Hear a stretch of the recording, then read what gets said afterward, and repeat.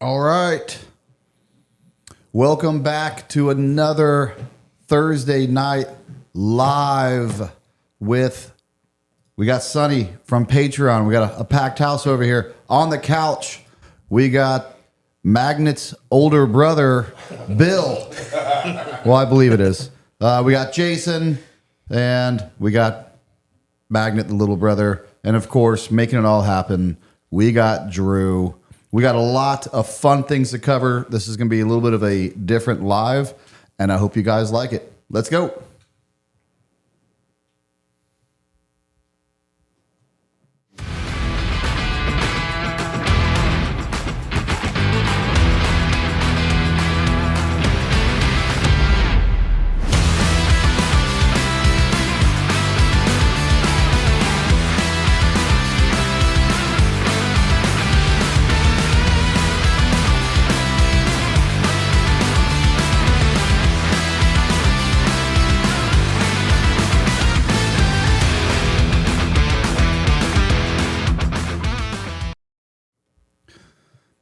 All right.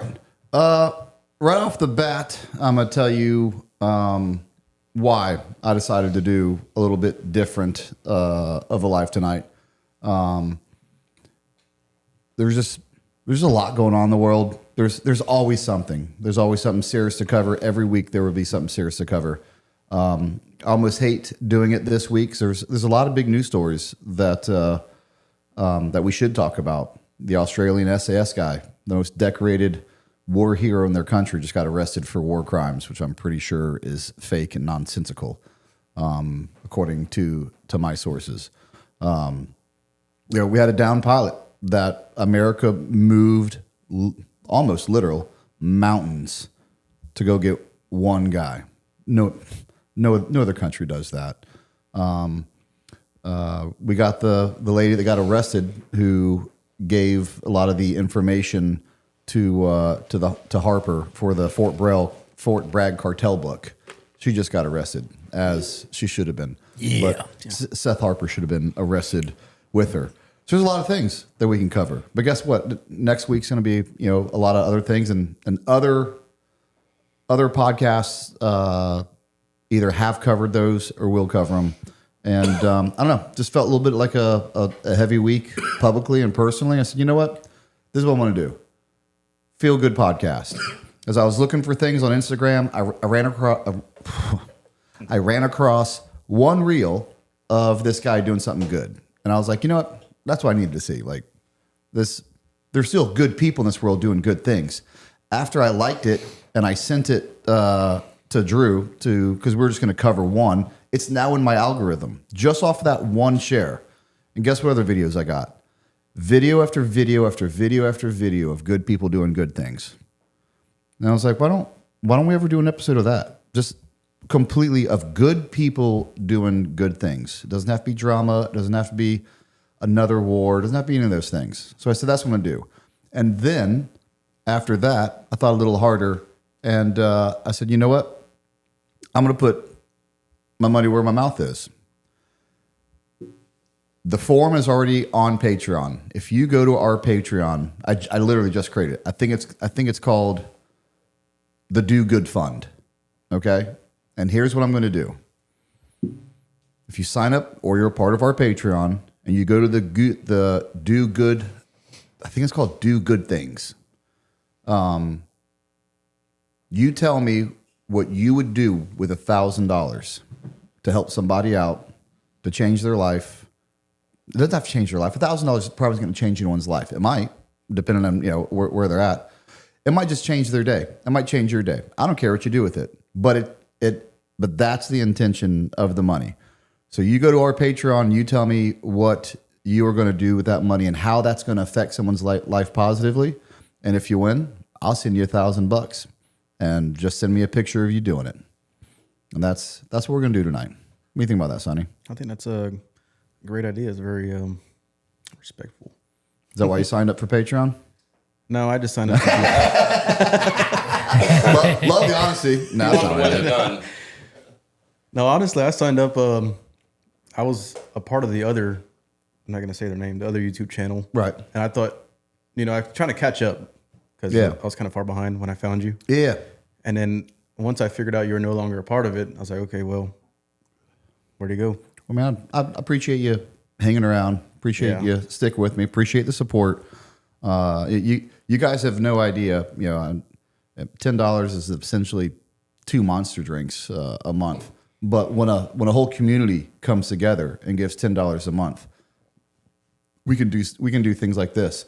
And I'm telling you, someone's going to come up with a really good idea, and they're going to know a veteran in need. They're going to a mother in need. There's going to be a cool story that comes from this. And when we pull our resources together, we're going to do something cool as a community. So I'm really, really looking forward to this. If you guys want to know parameters for whatever reason, you have questions about it, hit me up in the super chats, and we will answer those questions. Drew, let's go right to the very first video. And actually, this first video isn't necessarily a do good video, but you'll see what I mean. How this kind of started my. Hold on, I like what you're doing here. Like they're kind of bringing something together. Here, watch this. This video kind of started it for me tonight. To the black delegation, are you willing to bring back Get to Steppin'? If so, we're willing to bring back Take a Hike, Pal, or a Buddy, or a Bucko. If these terms are acceptable, please let me know.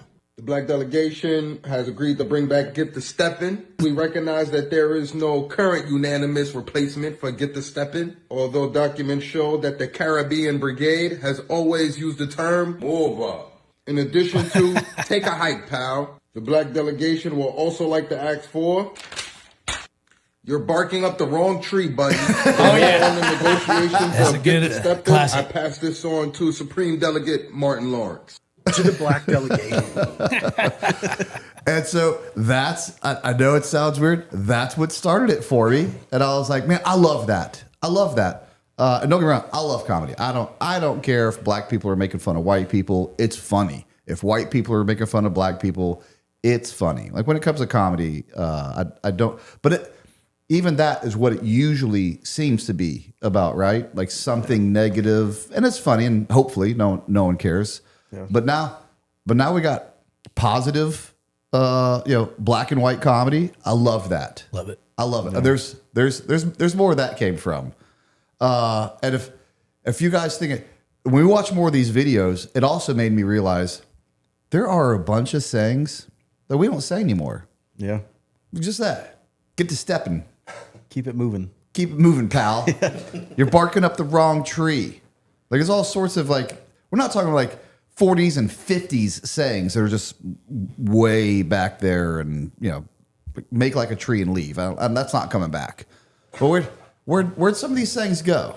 Where'd some of these sayings go? And the thing is, I'd like to bring them back. The thing is, it feels like maybe, 2 years ago, but it was in the 2000s, like the 2001, 2002, 2003.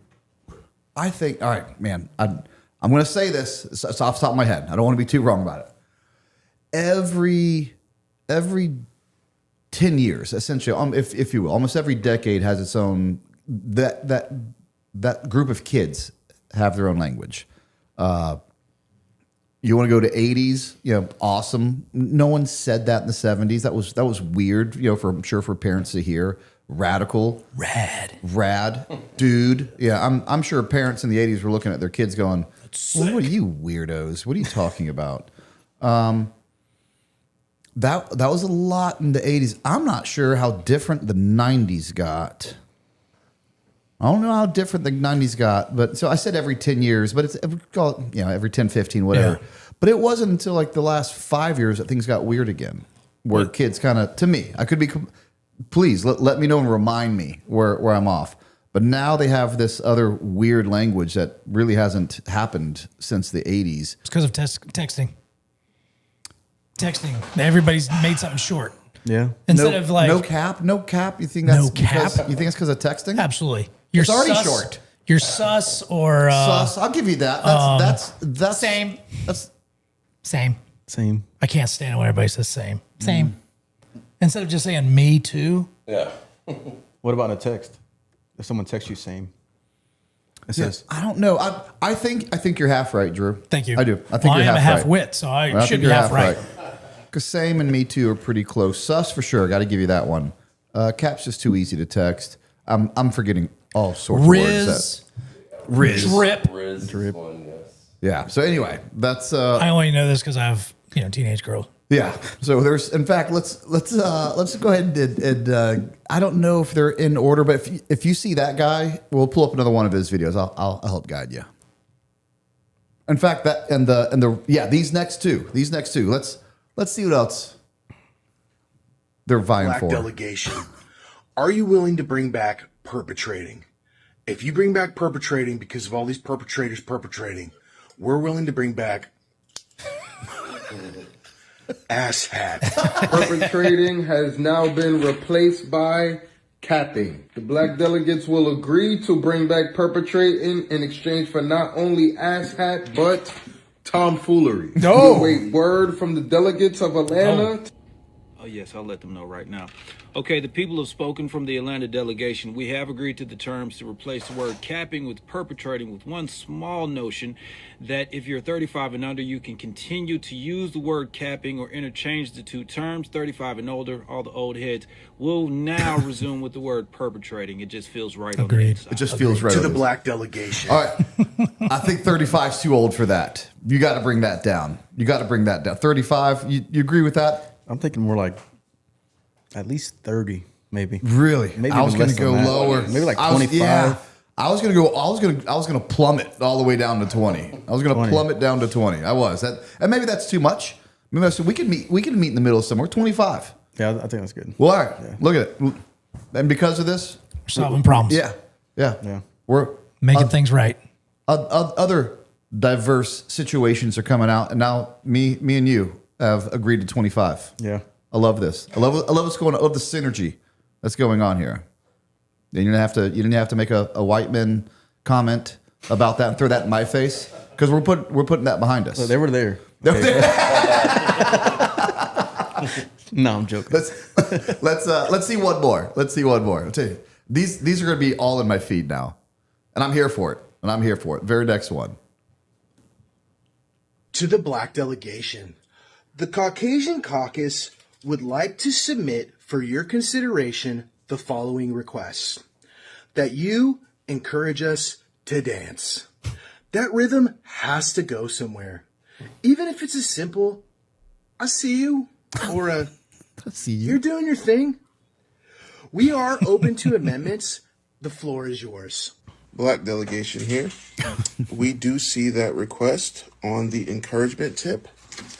And as an order of business, we are requesting that you, as soon as you can afford it, please return to the garages to start up some music bands because we are in very much need of those. We have not had them No kidding. in a long time. And we definitely need a new Nirvana. And we need another Hooba Stank. So please get back to that as an order of business as soon as possible, and we can ratify this order by end of business today. Thank you. Black delegation out. To the black. I love it. Great. I love how they're getting on board and replying to this guy, and they're making it sound like it's like the minutes of an actual meeting. You know, Like COB, this needs to be done. right? He's right though. That was a really good reply. Yeah, it was. Like, yeah, can you guys get garage bands back? You know, Weezer was a garage band. Like, yes, right, man. Those garage bands of the '90s put out some great music. We got to get back to that. Wasn't Kiss one also? Kiss?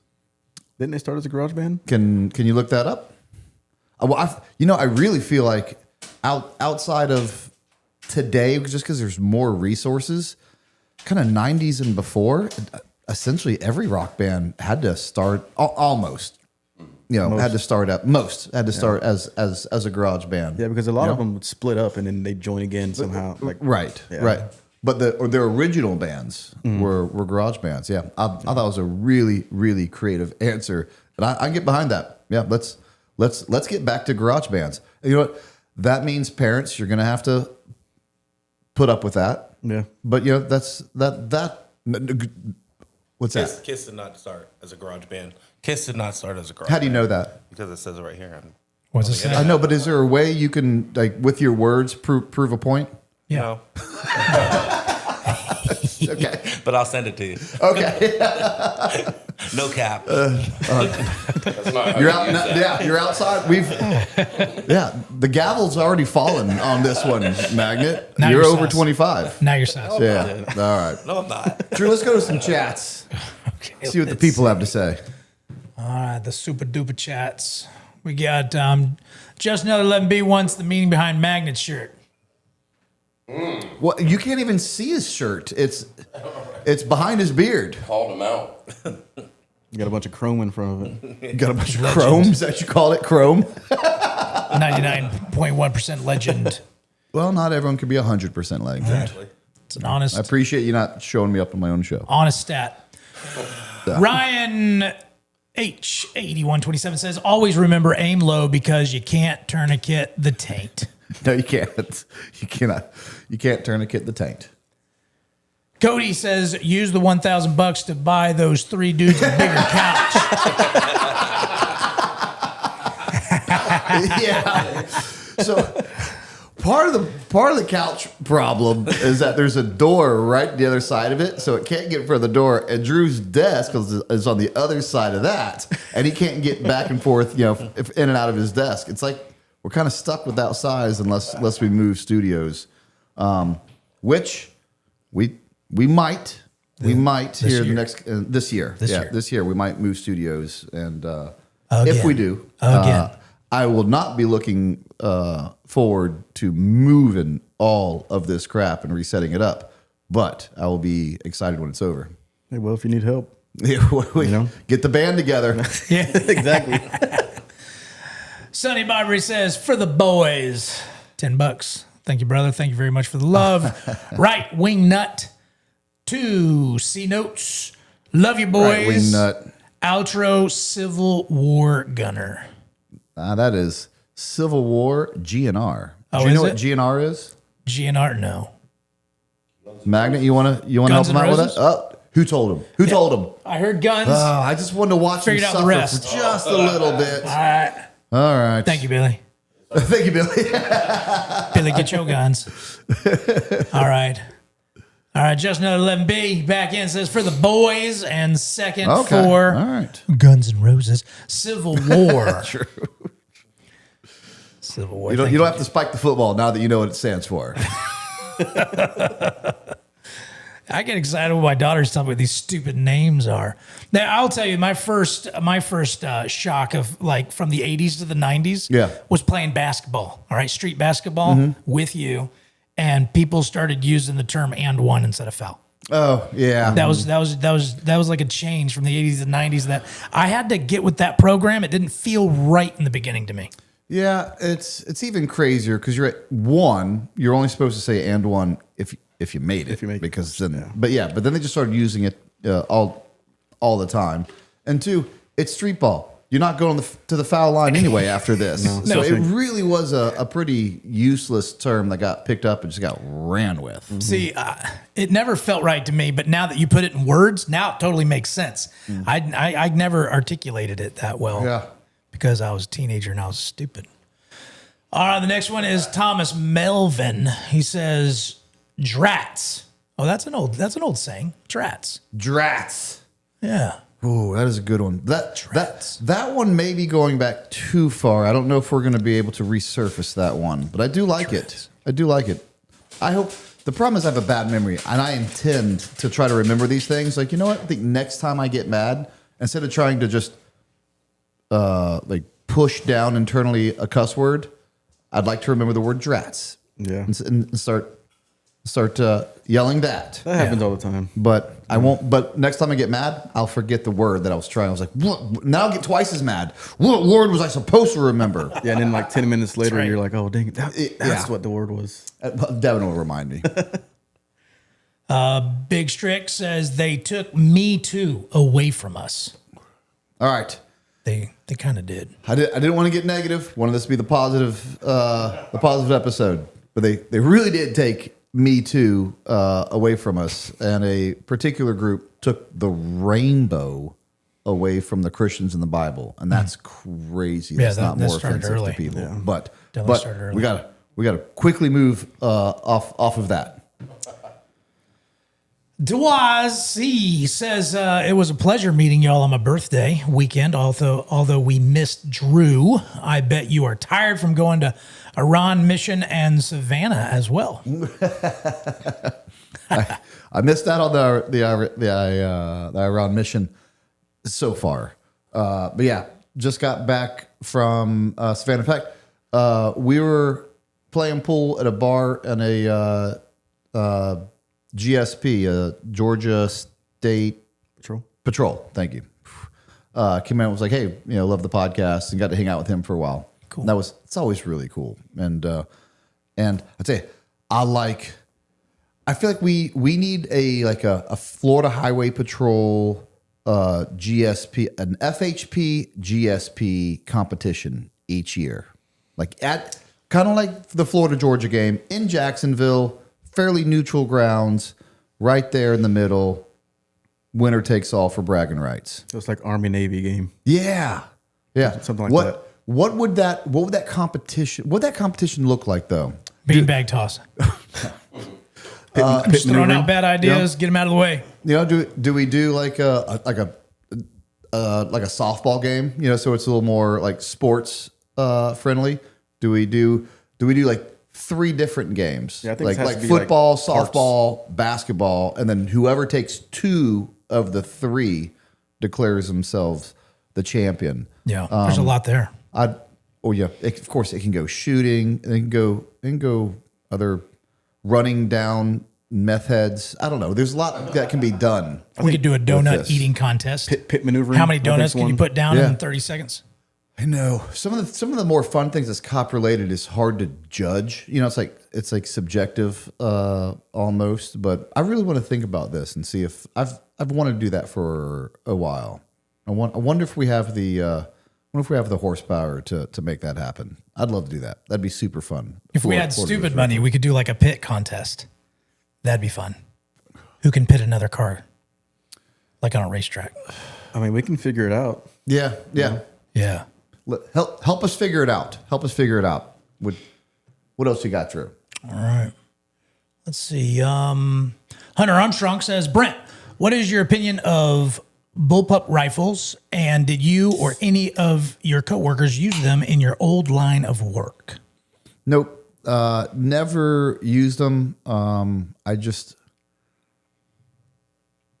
don't want to say too much because if I'm being honest about it, I don't like them because they're different, and I didn't use them. Magda, what do you think about bullpup rifles? I think that they're okay, but they have a purpose, just like anything else. But I mean, the magazine behind you is kind of weird for changing. It's weird You for had to use it changing. for- It's good for weight distribution. People would argue, but Well, it also looks cool, and if you look cool, you're doing it right.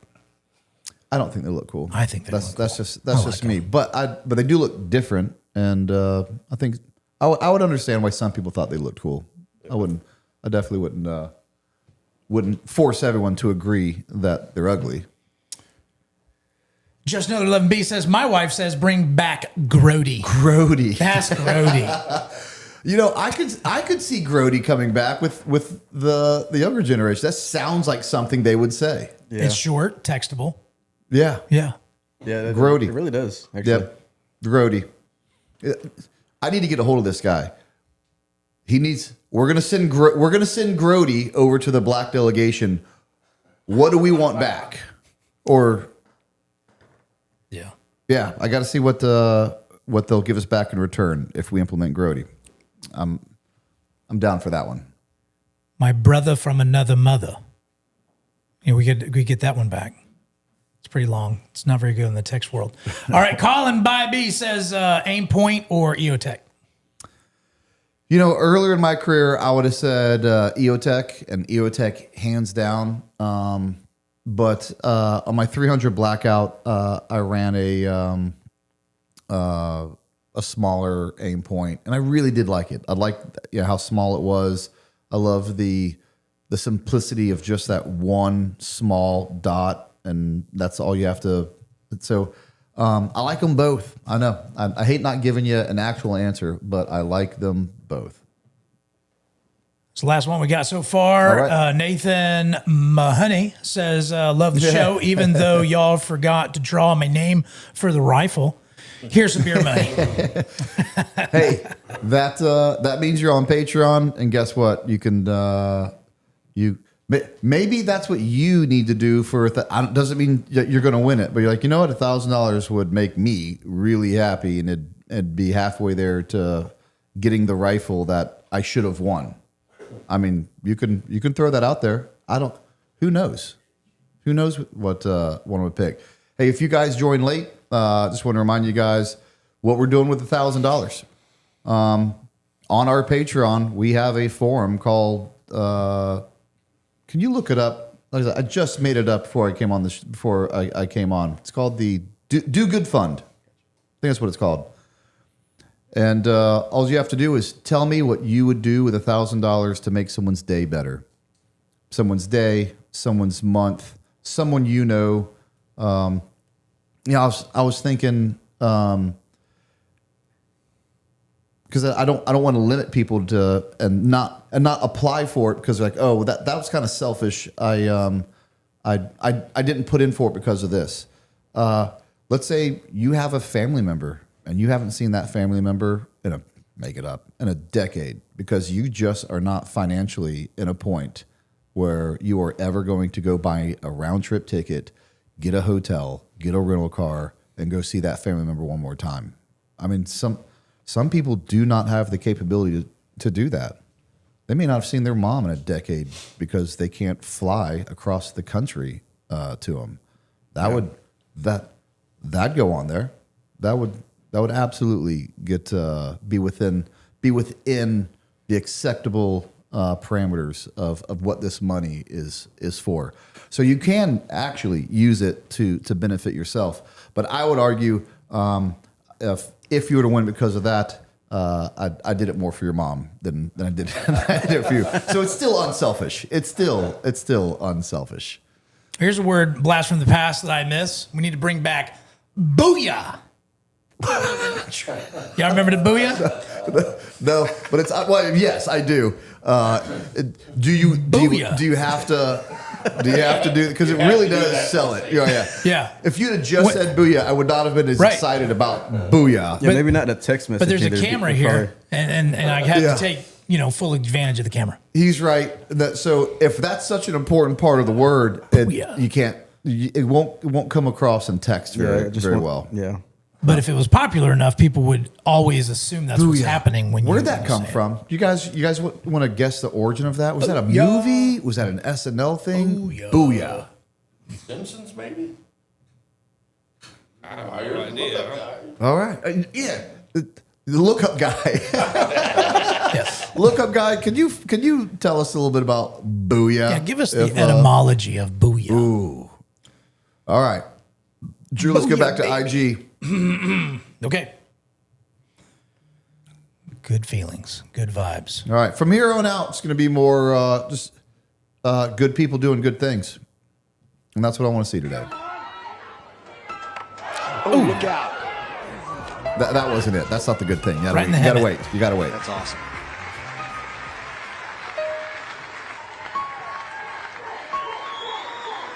Hey, Jarvis, and hit his helmet.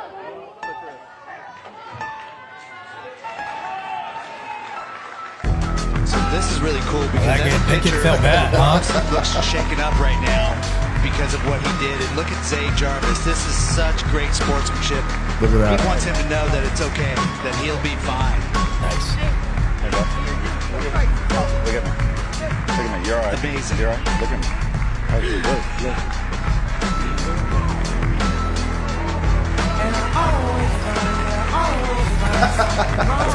I love it. Zay Jarvis.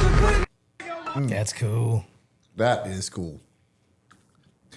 I love that for two reasons. Not because obviously because how cool the first baseman, the guy on first was to do that. But two kids got raised right, and that they could just crush the pitcher that he hit another kid in the head, and he was having a hard time with it. I love that video. Sportsmanship is something from the 80s or 90s that we have to bring back. We have to bring it back. Sportsmanship sucks these days. It just does. Yeah, I agree with you. With you all on the that. bat flips and the dancing, and every cornerback, when the wide receiver misses the throw, like the quarterback misses the throw, receiver never had a chance at it. And the cornerback jumps up and like sheathes his sword. What'd you do? What are we doing? What are we doing? Like what was wrong with just congratulating, the other team? And just because what I'm really saying is part of that showboating is putting yourself first, but you can't lift yourself up the way they're doing that without putting the other person down. It really is what they're doing. It's almost like going on stairs. You're like stepping on someone to get up higher. Right. And I get it. It's sports. It's emotional. Like there's a time and a place for it, but it's out of control. It's out of control. You may not like this. Some people may not like this comparison, but I'm not the one that does it. People compare special operations and sports, all the time, because it is people performing at a high level. And when I look at it through that lens, I think it's a kind of a bad comparison. But they would never really want to work the way I work. And let me tell you what I mean by that. There was no Green Beret I worked with, and no one in the Delta Force that I worked with that ever went into a house, got a kill, which is what we were sent to do. We were sent. That is us doing our job. That's our touchdown. Like that's to remove bad people from this earth. And no one pulled out the dance that they had been practicing in their room for the last 3 weeks. Never seen a guy dance on target. Why? Because when he did that, he was expected to do that. And when good things happened on the battlefield, you walked away like a man, telling yourself, this is what I expected out of myself. So when I see people doing those ridiculous dances or shimmy shaking down the basketball court, it's almost like, did you not think you were capable of doing that? And now you're so excited that you actually made a touchdown because you weren't expecting it. Because if you were truly expecting it, you just hand the ball over and go back and go do your job like a professional. So it's my viewpoint of it. I get it. Maybe sports wouldn't be very fun to watch if everyone acted the way special operations acted during business hours. But I don't know. Be a lot more professional, I'll tell you that. Drew, let's go to the next video.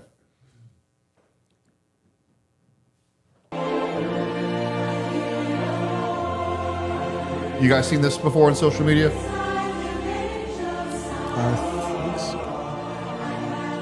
Yeah.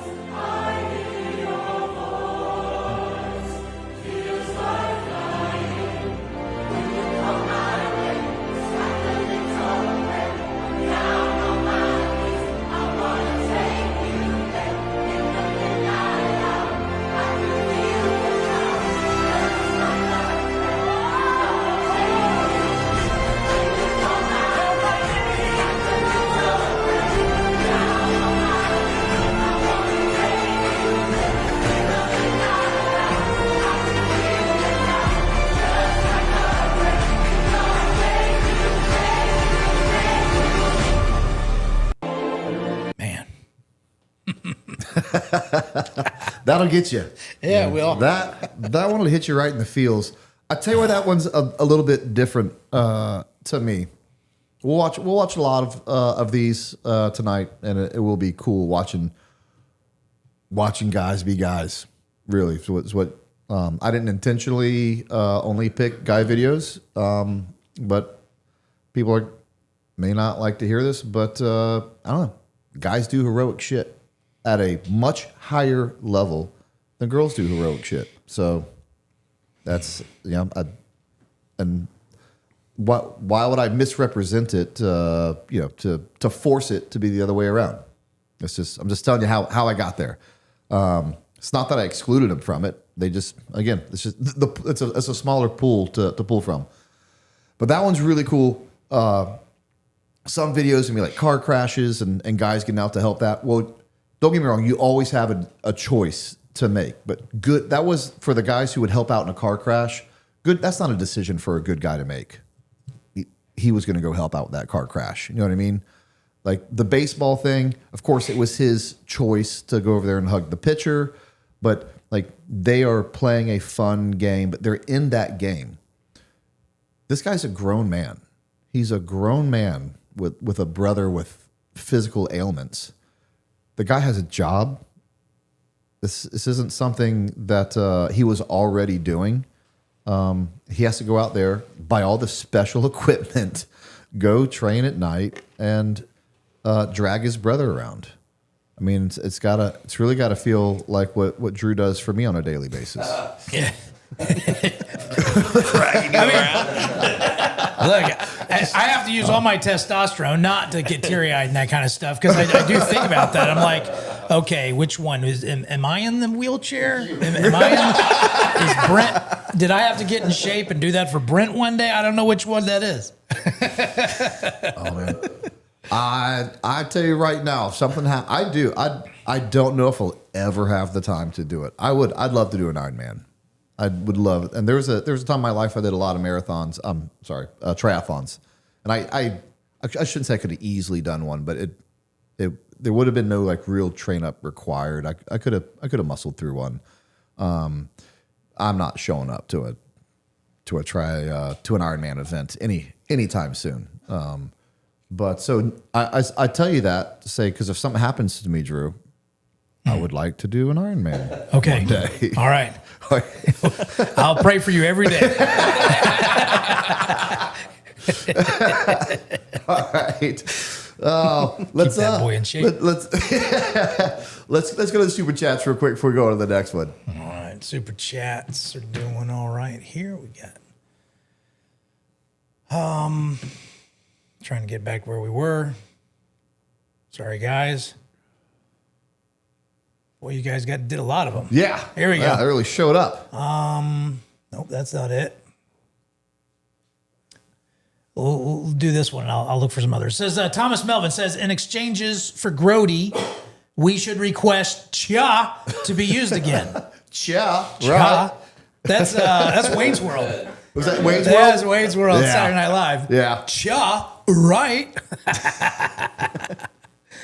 Oh man. Yep. And Mike says, why didn't Taylor Kavanaugh go with Jimmy Watson to go and work for John McPhee? Right. Thank you for your service. That's a good question. I'm only going to attempt to answer this because I interviewed both of them, and I kind of know their story. So I'm going to take a guess at it.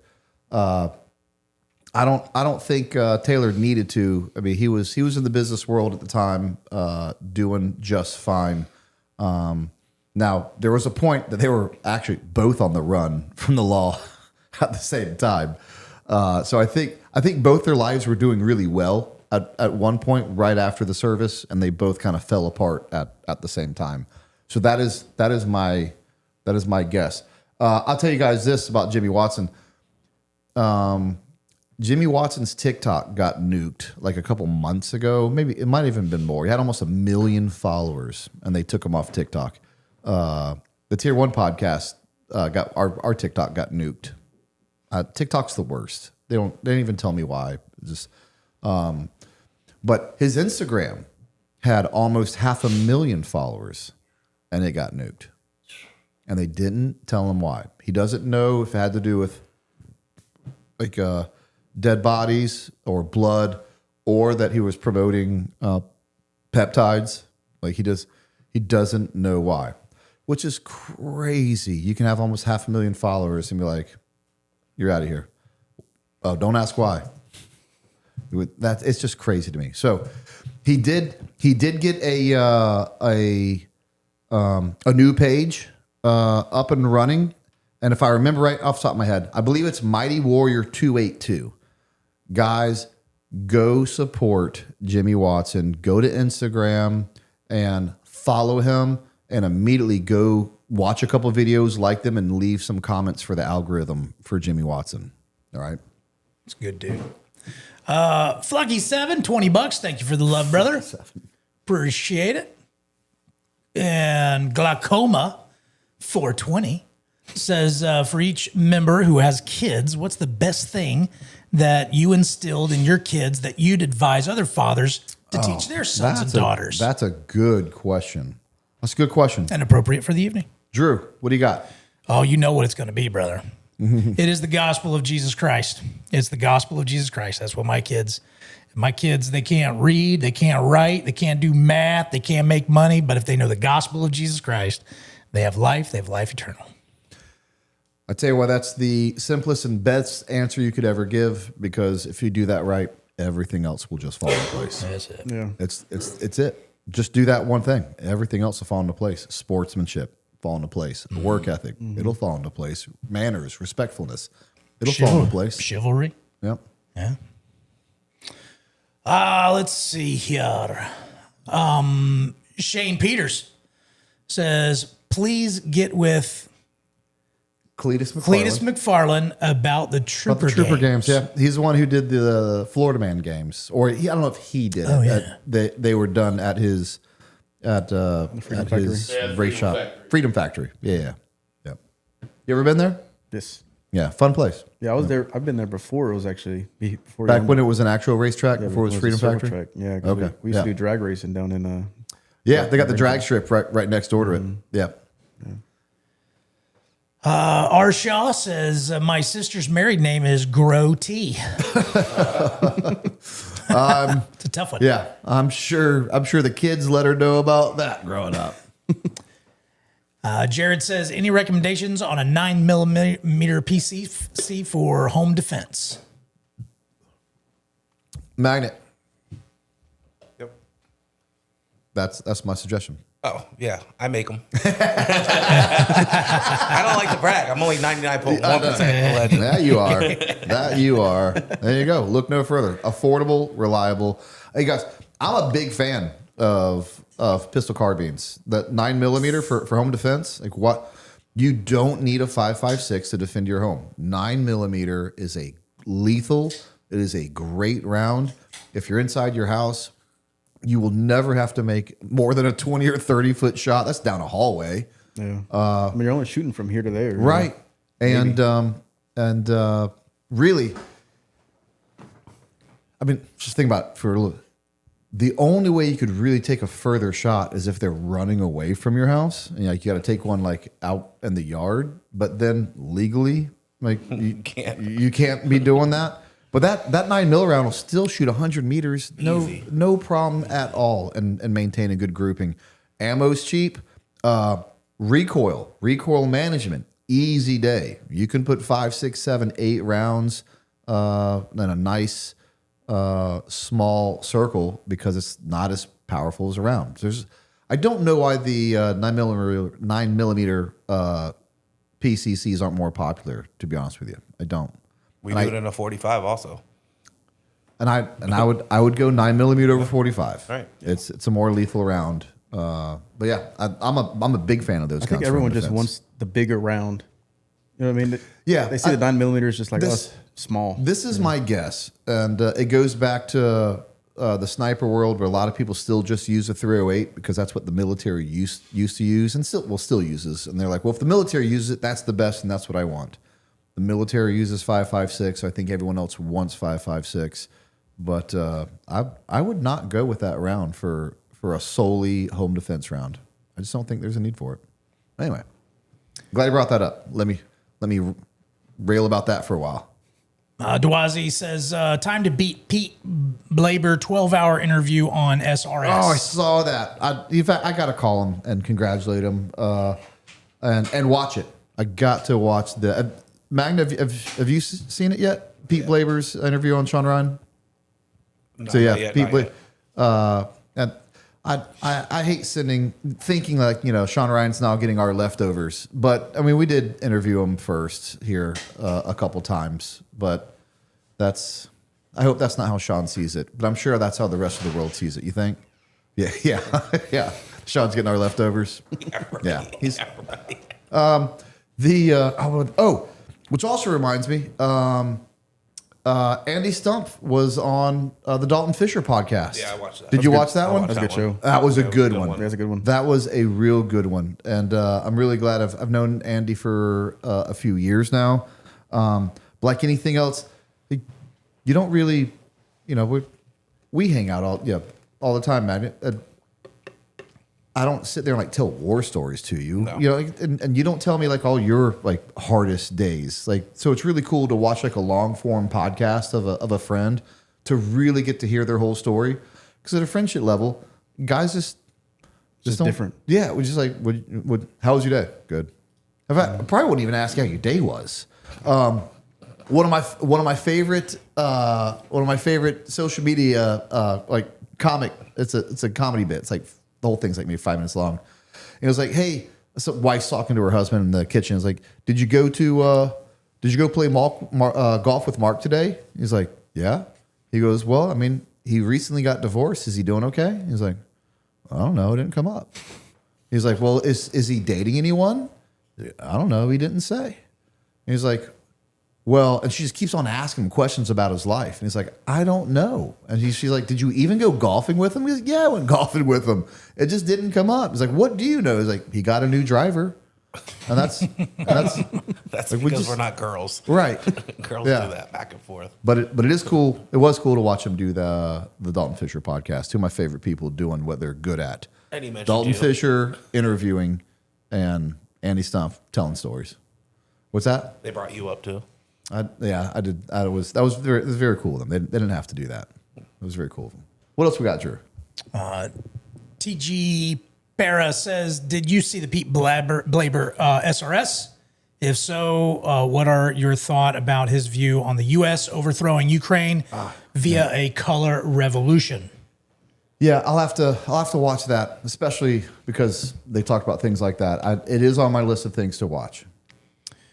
Mike Hawk says they have police takedowns at Florida Man Games. Have GSP also participate?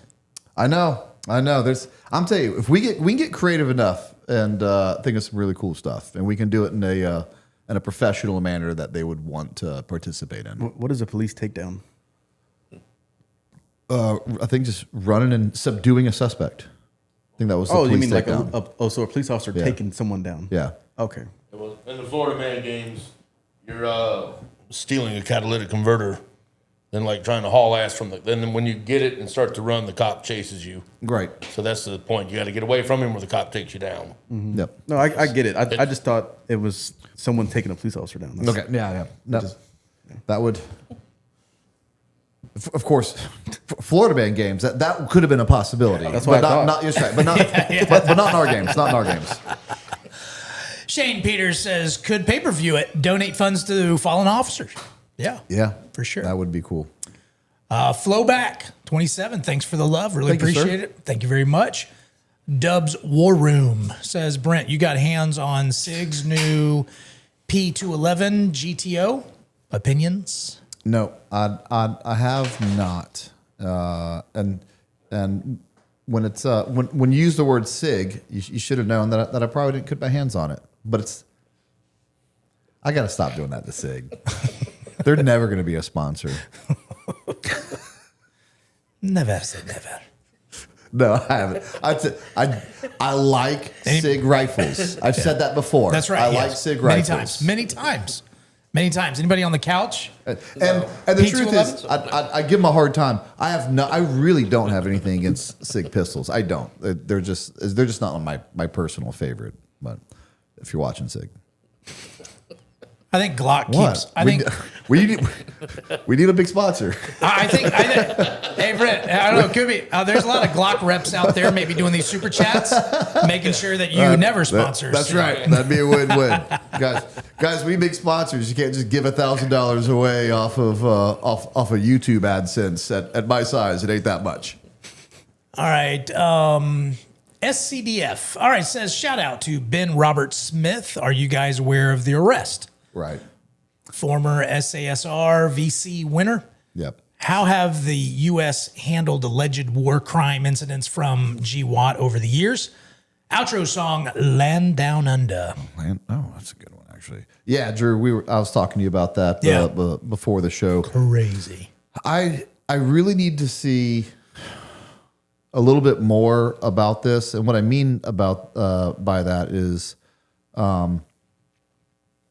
what proof that they have that he actually did this, and how heinous is it? I know there were, I think, did he say it in that one? I think there was 5. Did he say it in that there were 5 different counts, or that was from the article I read, or did he say that on their article? Okay. I believe there's like 5 different counts that they're charging with unaliving civilians in Afghanistan. This has been going on for years.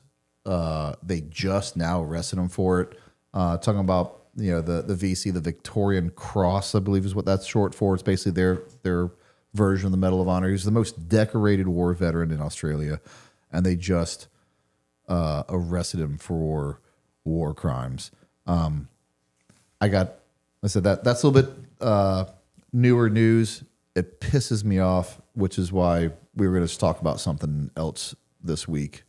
And like everything else, I got to wait for a little more information. Everyone else is going to jump on it while it's hot and in the news, and they may be right, they may be wrong. I'd rather find out, exactly what happened and be able to talk about it on the podcast with as much information as possible. So I'm going to wait another week on that. North, South, East, West says rad. As if. Gnarly. As if.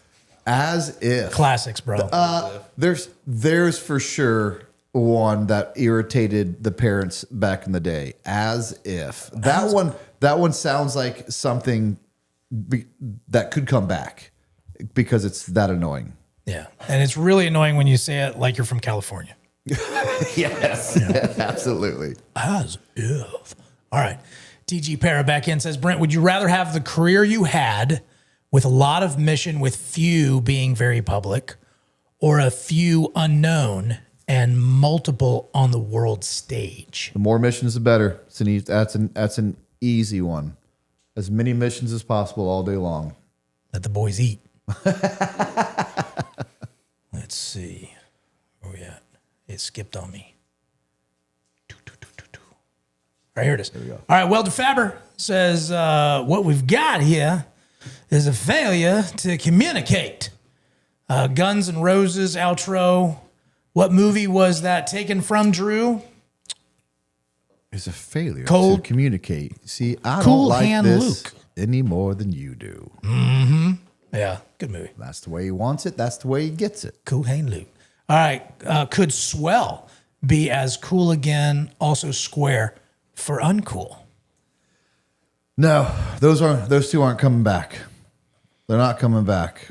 Sonny, what do you think? Do they have a chance? I don't know. They were square was used a lot when I was growing up. Square? Yeah, you said a square. Swell, we can agree that one's gone. Yeah, I think so. Okay. Square. Some people use it. Yeah. Some people, but yeah. You can see that. As long as there's Huey Louie in the news singing "It's Hip to Be Square," it's always gonna be a potential to come back. I'd like to give you like a on and off switch for Drew's mic magnet.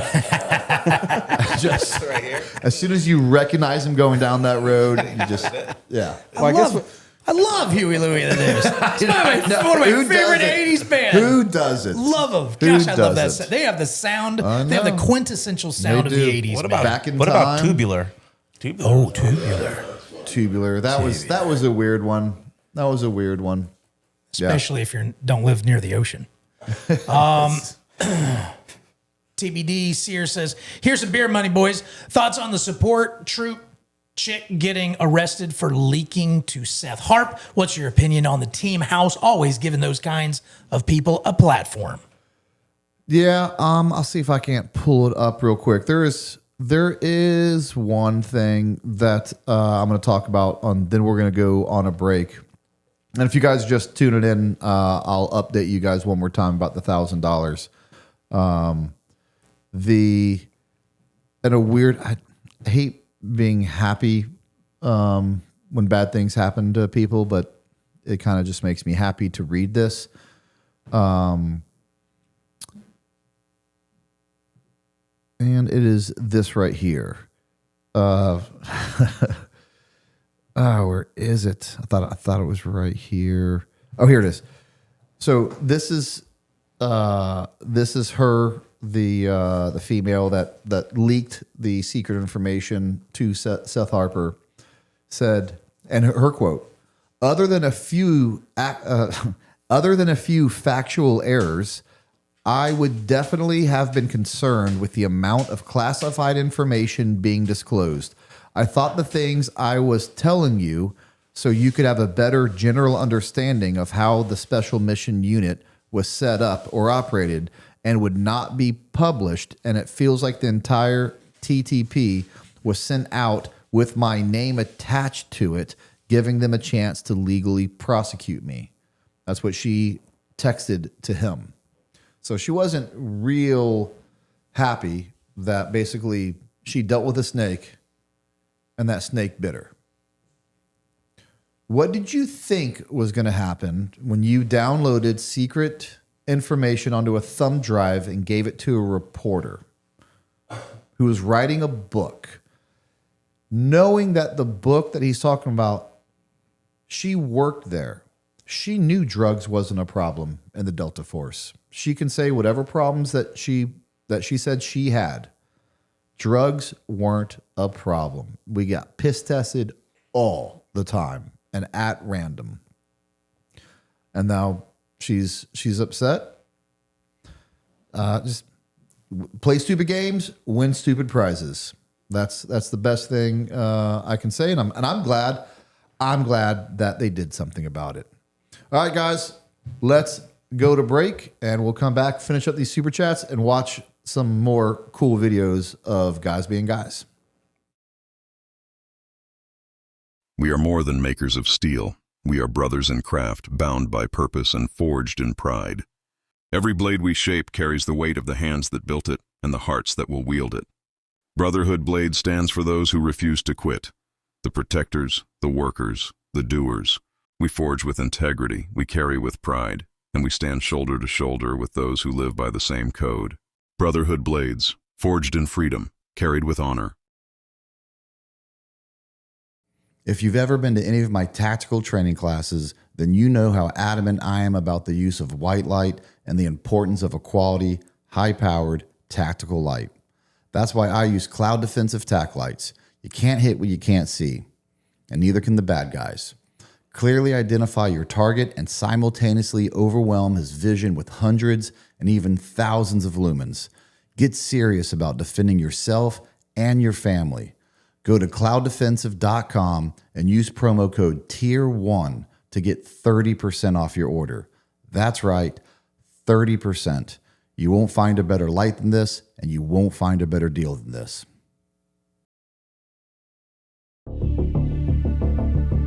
Revenge is an act of passion.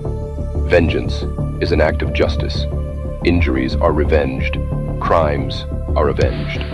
Almost a century ago, big pharmaceutical companies re-engineered medical school curriculum and faculty with one goal: putting profit before progress. Anyone pushing back against the medical matrix they carefully crafted was threatened, silenced, censored, financially ruined, or worse. They are the problem. We are the solution. You're clear to engage. Initials Mike Juliet Alpha. You're clear to engage with weapons. You're clear to engage with weapons. Talk about how far away he is.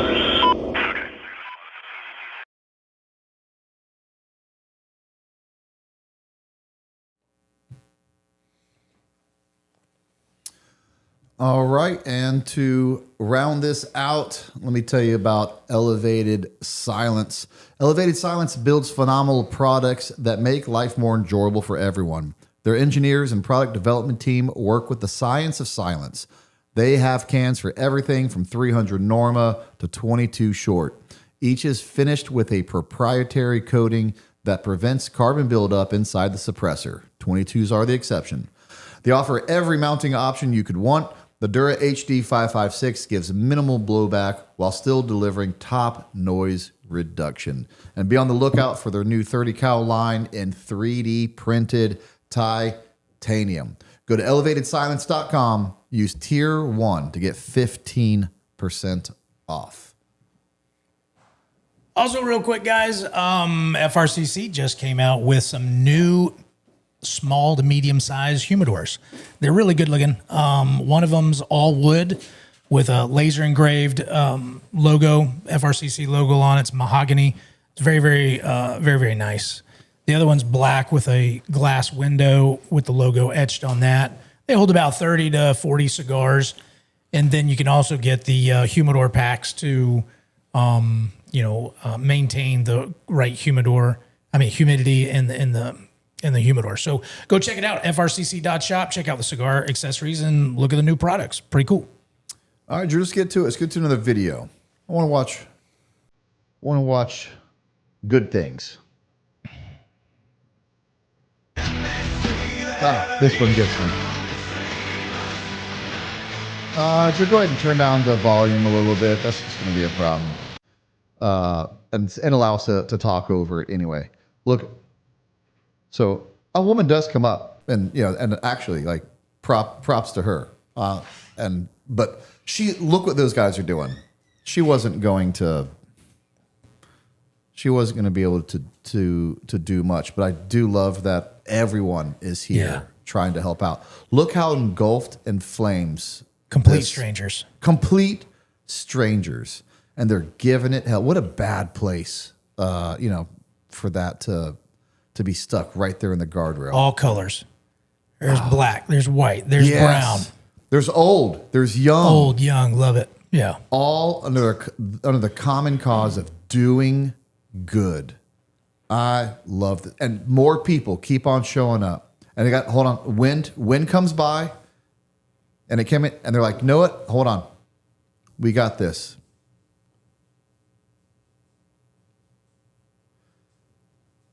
Old smart guy comes with a window breaker. But it shows how dangerous what they were doing. Look at them. Really was. Man, it's awesome. Gosh, I love that. The car was almost done too. Did you see that at the end? Like that thing was. Yes. You know how hot that would have been? Yeah. That would have been very hot. Those people were feeling it for real. That would have been very hot. I love it. And like I said, that it just random acts of kindness that just happened on the side of the road. They could have easily that looks like a fireman's job. That looks like if they wouldn't have done that lady was dying that day. She was never going to get out of there. No. I absolutely love it. Let's see what else we got.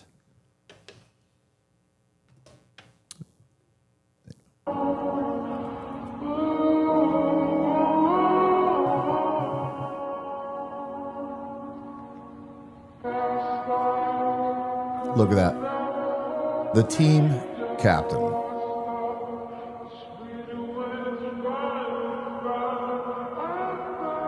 So I thought about this video, a little. It's not just a nice gesture, right? I mean, it's one thing to do something nice, but I kind of thought about a little.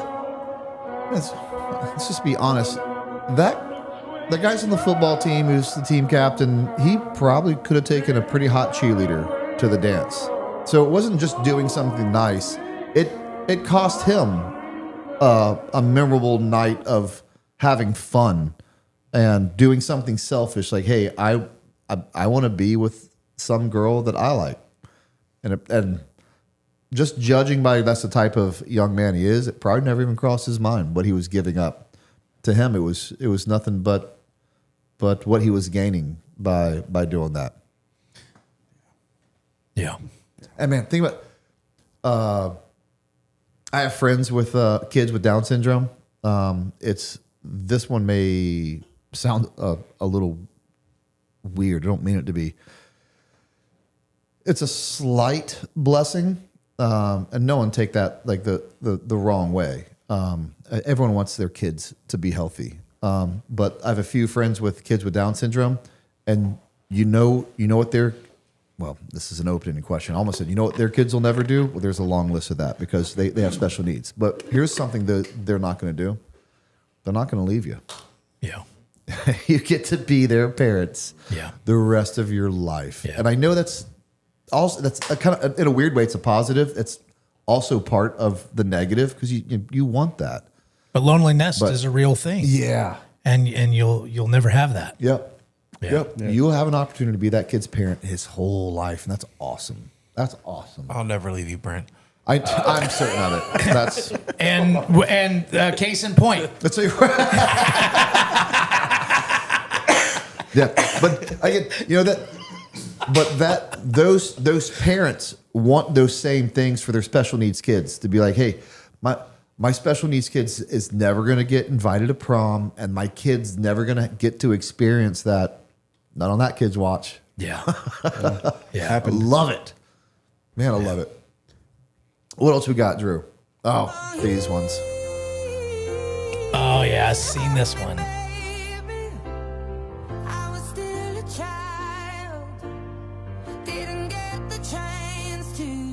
You know what I love about these videos as well? Every positive video that we've watched,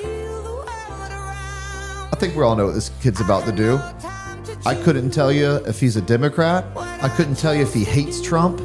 I couldn't tell you if he loves Trump. Nobody cares. It doesn't matter. I'm so tired of everything being political when we got young men like this in this country. Now that's pretty crazy to me. Here's where the video gets better to me.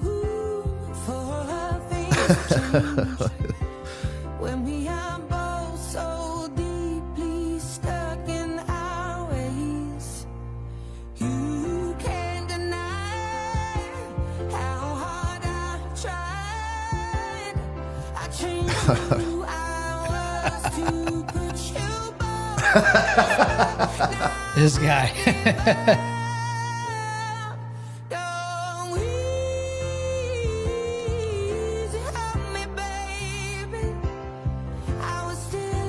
I want to get my hair cut there. Yeah, yeah. Hey, what does it read at the back of that? Barberia. Oh, something Amigos. Oh yeah. Yeah.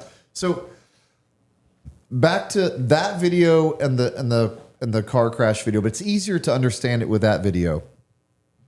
All it took was like one guy doing something manly, and the rest followed suit. A lot of those guys driving by that car would have never stopped because no one wants to be the first one to stop. But once one guy gets out of that car and runs to that burning car, some other guy is like, well, he needs help. And then after two people watching them struggle, someone went, they're going to need a third person. But I'm telling you, on almost all these things where it takes one person to say, I'll be the first one to do it. I'll be the first one to do it. And I just think we feel like if we step out and make the hard choices in life, that we'll do it alone. I don't think that's not right. That's just not. In fact, I think you'll find out there's a lot more people that think like you, and you wish you'd have done it sooner. And you know what? Most of those people that are going to follow you will all say, I wish I was the first one. I wish I had the courage to be the first one to make that move. Mm-hmm. And you get that a lot too. Yeah, some people just need that little push. Right. And that's not a hit on them. But hey, as long as someone's willing to take that first step, that's all we need.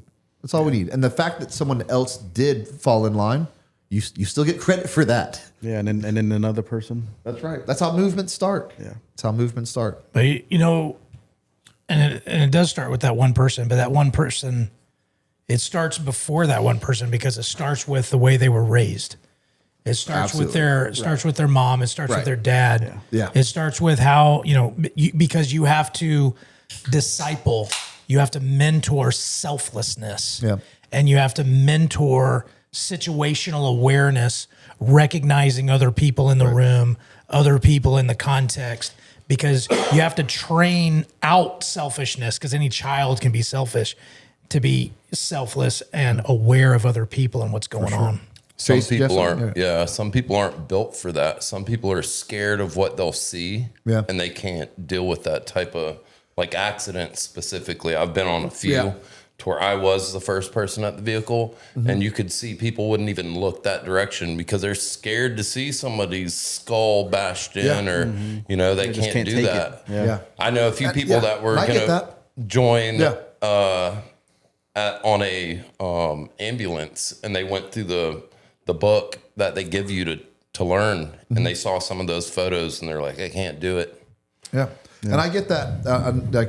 I don't think everyone, in a weird, I don't think everyone should stop to help. But if you know you're capable of helping, you better stop. Yeah, some people are just going to get in the way. Yeah, I agree with you on that. Yeah. All right, what else we got, Drew? Keep going.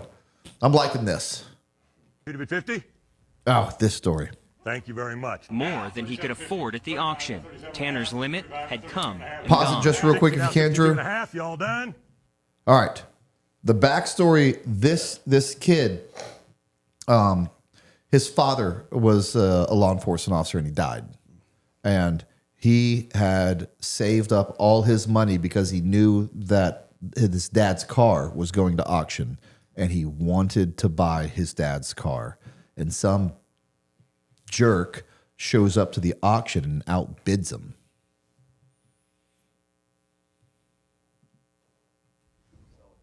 Sold it your way, Mr. Steve Wells. Thank you very much. $60,000. And so had his dad's car. Or so he thought. Tanner, here's your card.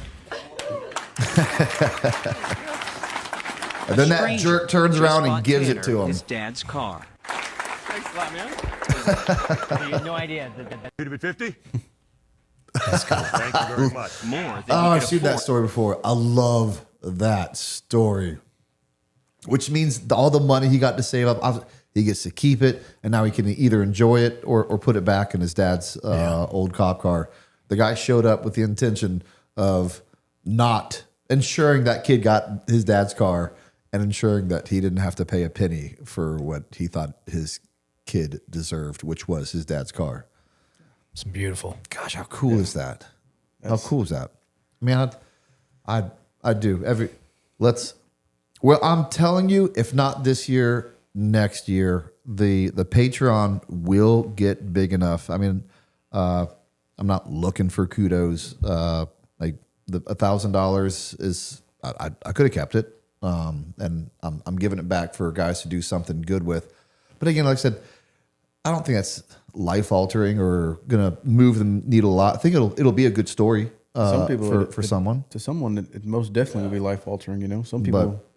But my intentions, and again, if you guys are just tuning in on our Patreon, I will never remember the name of this thing. The Do Good Fund. The Do Good Fund is a chat within our Patreon. You go in there and you tell me what you're going to do with $1,000 to make someone's day better, to change someone's outlook on life who's having a hard time. You tell me how you could use that $1,000 the most to benefit someone else. And this isn't, I also hate it when people like drag it out. If I was looking to grow my Patreon, I would drag this out for like months and keep telling people to join it. Now, the very next week, next Thursday, we will announce, you know, who's going to get the $1,000 and what they're going to do with it. Just 1 week, because I want to do more stuff like this. And I hope this podcast continues to grow to a point where we're doing bigger things that truly can help people's lives. I know that you guys are a part of that. Drew, let's go to the next video. Oh, I threw this in there because I never heard this story. Then I had to look it up, you know, just to make sure, because there's a lot of stories that go out there that aren't always true. So, yep, John Perry. He was putting his retirement papers in on September 11th when the news hit of planes flying into the towers. And he said, never mind, I'm back on the job. And he ran in there to help people and never came back out. That's the most selfless thing that you could do. That's crazy. I looked into his life. He was an amazing person. He knew several different languages, like 4 or 5 different languages. He was an actor. He was a part of several different organizations that he donated his time to. Just like, you just read about that guy's life and you're like, well, why him? You know, it seems like life isn't just at times, but it's crazy. So I threw that in there because when I ran across that, I wanted his story to be remembered. And again, it still goes along the line of just good guys doing good things. And it still happens in this world every day. And I'm tired of talking about all the negative things. We can talk about all the positive things that guys do every day. Just go to one more if we go back to Super Chats.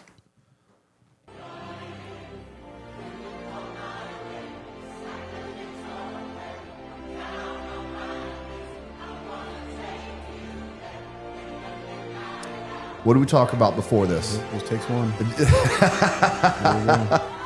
What do we talk about before this? Everyone else was standing there with a kid right in front of them getting drenched in the rain. What's crazier to me is they're about to play a soccer game. They're about to play a game in the rain anyway. Yeah. Right, the kids aren't. But I didn't pull the video up to bash these guys because I get it. Like I also get it. They're focused on their game. They're focused on what they have, right in front of them. That's their whole goal in life. That's how they provide for their family. Mm-hmm. But even in that moment, one guy took a step back mentally and said, "Oh, hold on. There's a kid in front of me getting rained on that's cold. Let me give him my jacket." And one by one, and now that act of kindness, and I guarantee it, not one of those guys like, "Let me do this. This is going to look cool on Instagram." No. Not one of them did it for that reason. Yeah. And it'll live on Instagram forever because it's just another great video of men being men. I absolutely love it. It's just having that attitude, every day in all the little things, and the world would be a better place. And people could zipper correctly when it's time for lanes to merge. That's here's besides and I also say this to hold myself accountable, but it's also to challenge you guys. Regardless of if you win the money, only one person's gonna be able to get that money. It doesn't have to be $1,000 here, and I will. And again, it's not to tell you how great I am. This week, I will find something somewhere and do something good for someone. I know it will happen. It'll happen right in front of me. I'm like, I'm gonna do it. I tell you why I'm talking about this, because I feel bad. There was a lady in front of me at the Ace Hardware, and she was an older lady. She was putting in her phone number to get her points and a discount, I think, and it wouldn't take in the system. She's like, "I'm pretty sure it's there." And then it wasn't much. It was like $5 or $6, whatever she was buying. And then when it came out, she got like 4 singles out, and the rest. And she was old enough; she still carried like a change purse. Coin bag. Yeah. And as I was like 2 people behind her, and as I'm watching this, I'm like, "What are we doing?" Like, I'll buy. Hey, I'll put that on my tab. Like, she clearly, is kind of short on money, and she's pinching pennies for sure. That $5 or $6 is nothing to me. Like, it's not a flex by any means. It bugged me. Right. Yeah. I didn't say anything about it. I feel like it got put on my heart to do that, and I was like, nah, I don't want to be that guy. Whatever that meant, I walked away from it. This week, that won't happen again. I'm going to do something nice for someone. As soon as I see the opportunity, I'm going to do it. And I say that to challenge every man here, every man or woman here. This week, do something good. And a tiny ripple can start a tsunami. So even if you're doing something so small, somebody could see that makes them want to do something, and it just keeps going. That's very true, actually. Yep. And that's the type of community I think that we want to build. So I think it's the reason why you guys watch this show, is because that's the type of community you want to be a part of. I think it's already built there, brother. I think it's just getting bigger now. I hope so. And we're going to continue to do good things for good people. And I want that to be the basis of which we build this empire. Brent, I'm not in Patreon, but I put this in the chats just so others can hear it, mainly you. I know this guy who was shot in Afghanistan and was rocked by grenades multiple times, who medically retired and then came home and trained SWAT for nothing. Found out they were underfunded and started a company to make money to support first responders and hasn't taken a single paycheck in 3.5 years.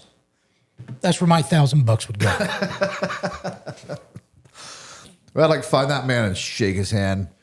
He sounds like a dick, though. Yeah. Super chats? Yeah. Super chats. Human Performance, TRT. Oh, Drew, don't do that to me. Sounds like a good company. How's it going? Our favorite Green Gray. I'll tell you. You were a little bit late, to the game of sorts. When you realized I had left and you followed me over. Did you see what I did on my very first video? Are you tracking that? And why they call me a Green Gray? Oh yeah, yeah. Did you? Yeah, I'm up to date. You're up to date to that. Okay. I just it just took me a minute to catch up. You know what I mean? Yeah. Well, what I was hoping was that I corrected it fast enough that maybe I got it by you and you never saw it. Do you want me to? Do you want me to bring up which one? What? Do you want me to bring up Patreon?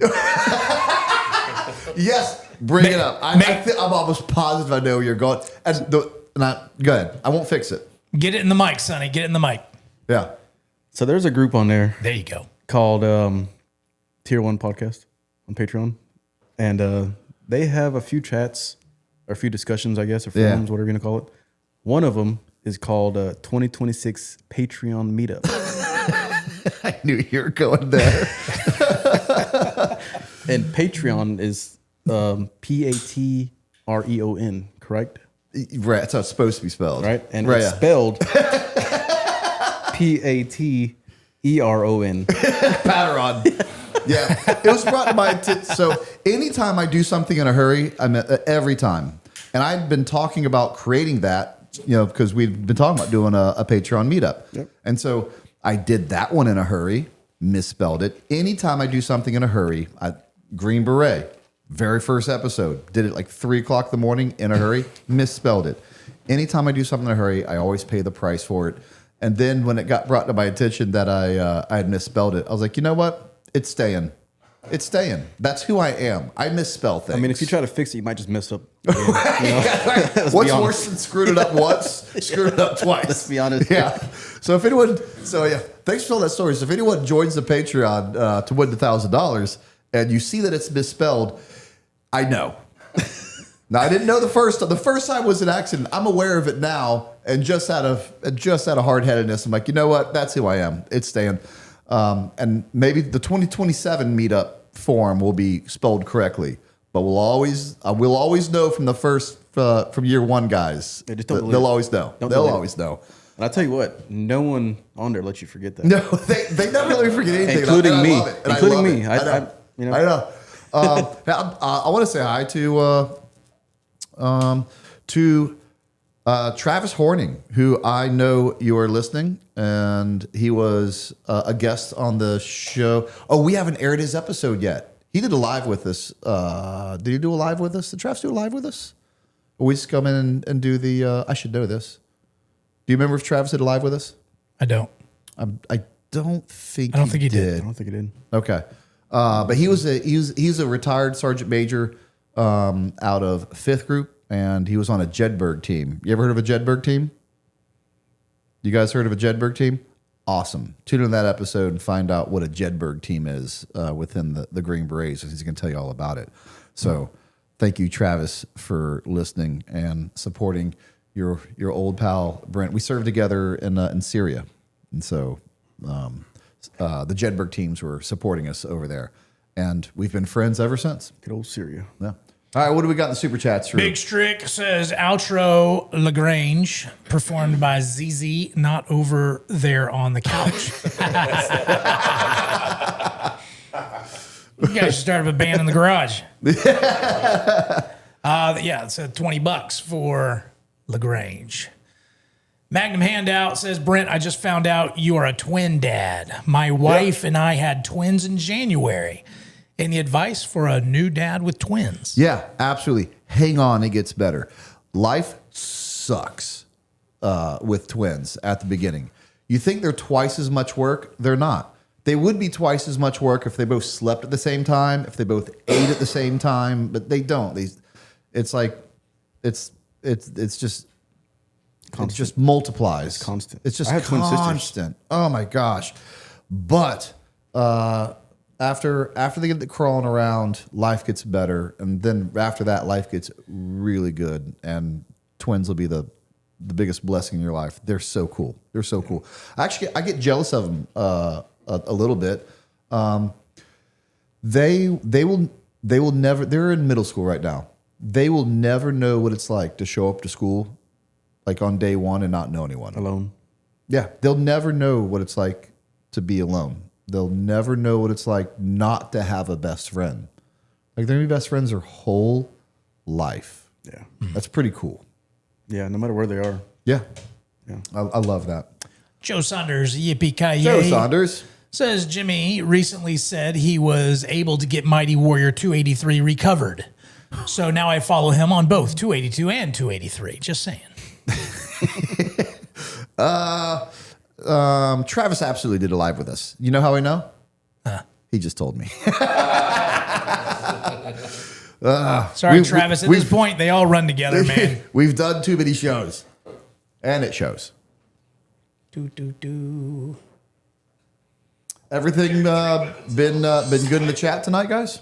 Yep. Yeah, right. I unblocked everybody, right. so everybody could play nice, and we haven't had any problems. Love it. Love it. Let's see. Ginnison says, get Bill Rapier on and ask him if Zero Dark 30 is his favorite movie. And have you seen the Silver Quadrant 6? Have you seen Silver Squadron 6?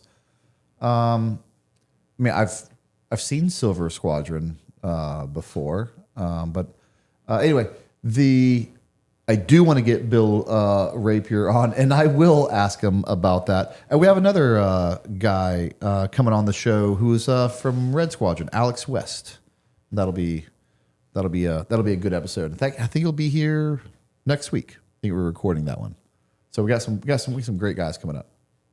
Aldo says being too real will most definitely get you canceled. That's gay. He's not wrong. Yeah, right. He's definitely not wrong. He's not wrong at all. And has that comment been? I mean, does that need to come back? Did we ever lose that? That's gay. We lost it for sure 80s. for a moment.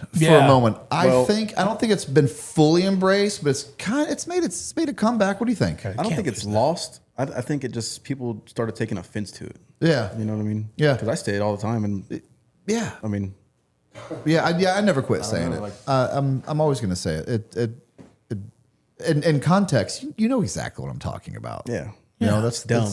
I know. Don't come on. Just trying to shut it down. That's gay. Yeah.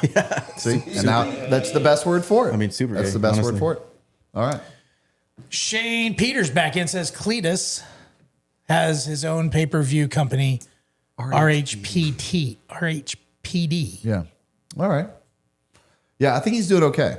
He bought a racetrack and he's doing he has very events. well. So I think he's doing okay. He has a Helicopter. massive YouTube channel, like millions of subscribers. Do you know his story? He's doing just fine. Have you watched this or anything about his story? I looked into him just a little bit when they did the race. When Andy Stump was there doing the celebrity race event. If I remember right, I think he was just from what I gather, he was just doing like motor YouTube channels, and then it grew. Yeah, so he was on 1320 podcast. You know what that is? It's Okay. like a big racing channel. Okay. Right, like drag racing, stuff like that. And he was just a part of it. Okay. Like he wasn't the main guy. And I guess he wanted to just branch off and do his own thing, and this is all during COVID. Okay. And he started doing his own thing, and then he bought the Freedom Factory on borrowed money. Okay. And COVID rules were to have no, 6 feet apart. You can't have groups, large groups, or whatever.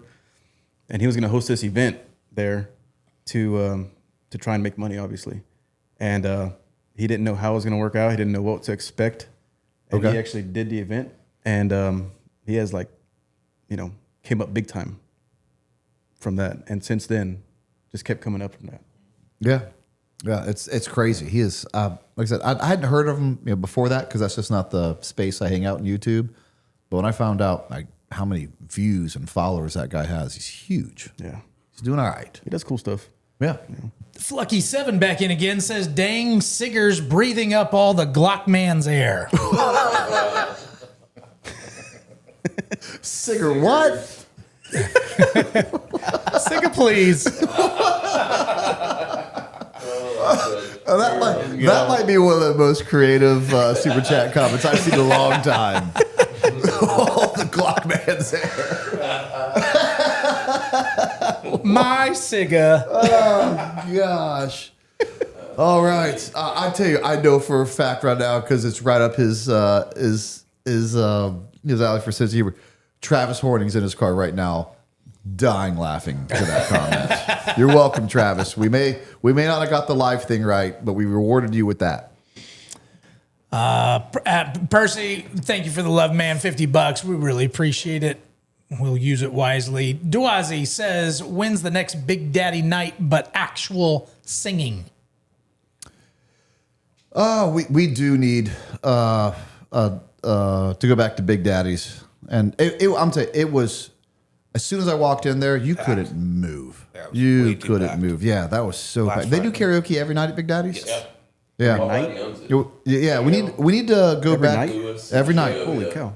Yeah, we need to go on what night was that? We did the Drinking Bros gathering. Last Friday. Yeah. Let's do like a Tuesday or Wednesday. I know it's tough to do a weekday thing, but I'm not going back and sitting behind 17 people to wait for a beer. It's just I can't do it. I can't do it. I don't want it that bad. Yeah, we'll put it out on Patreon the next time. We are going to do that. We are going to do that. All right. I think that's Donnie. Here's some Pepsi money for the boys. Thank you, Donnie. It is. Good old Donnie. All right. There was something good we did with Patreon money. We sent Donnie back first class to California. Yeah. He had some good food on the plane. That was worth it. Donnie, did you have a Pepsi? He did. Salvador says, Drew and Brent, Anchorman quotes, I'm kind of a big deal. I'm in a glass case of emotion. Yeah. 6 minutes at a time. It works every time. Yeah. And I love lamp. I still do Anchorman quotes. Yeah. If I'm not saying I do it every day, but probably not a month goes by that I don't probably say one of those lines. Talladega Nights quotes. Oh yeah. I'd say that was the pinnacle of comedies. Movies. Yeah, and when it comes you had Anchorman, you had Super Troopers, you had Wedding Crashers. Gosh, I'm forgetting. What was the one with Jim Carrey and Bruce Almighty? Yeah, that was before that. Though. Liar. I'm talking in a 2 or 3 year period. All these movies. Might probably make 5 year. Okay. Same thing. And Will Ferrell was in obviously a bunch of these. Old School. That's a good one. Those movies are just will live on. Got a big day tomorrow. You're my boy, Blue. FF Bloop says, bring back Dag Nabbit or Dang Nabbit or you dirty rascal. I send Dag Nabbit still. That's my I don't want to cuss, but I'm still in control of my emotions go-to. Dag Nabbit. Yeah, I use that one. I do a Dag Nabbit. Yeah. North, South, East, West says, failure to communicate. Buford T. Justice, baby. Love it. Iwan Davies says, hello from Wales, UK. Love the show. Message to both Brent and Drew. Are you planning on doing a FRCC event at all in the UK in the future? Not unless you guys get rid of some Muslims. Yeah. And I know that's not on you. It's not a hit on you personally, but you feel the same way. Oh, they feel the same way. You feel the same way. Yeah. Lord David's coming in May. So he's coming back. Absolutely. Going to have him on. Jillian Sheffield says, could have used a good dude. BRB on that car fire. Yeah, for sure. That's for sure. Yep. I got one on my truck.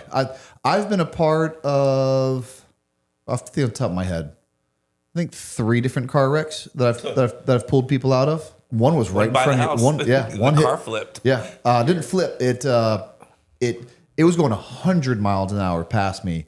Careens, runs a red light.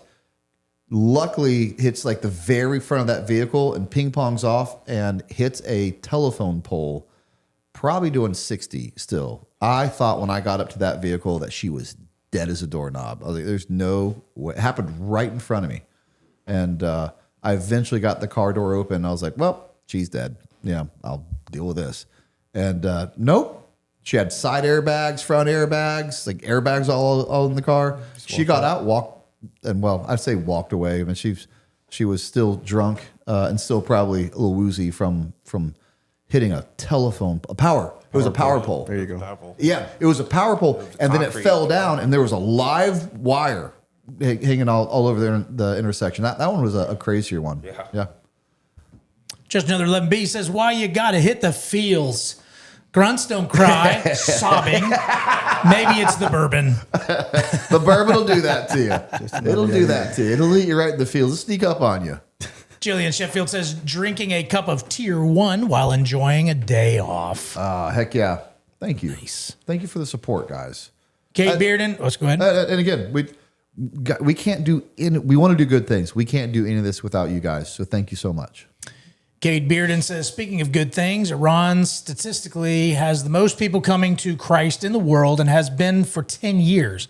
God does the impossible. I love to hear that.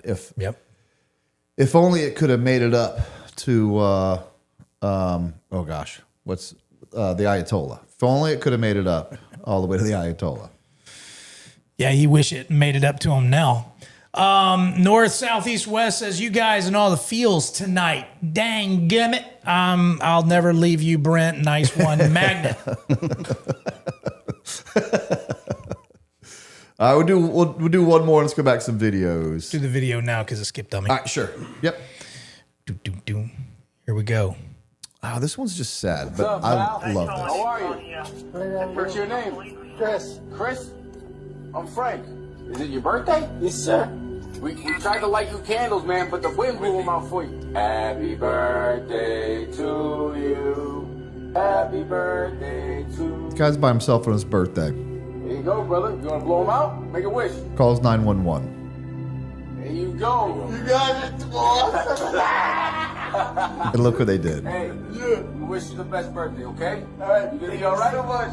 And it doesn't seem like he's all there. You know, he's autistic or something kind of wrong with him.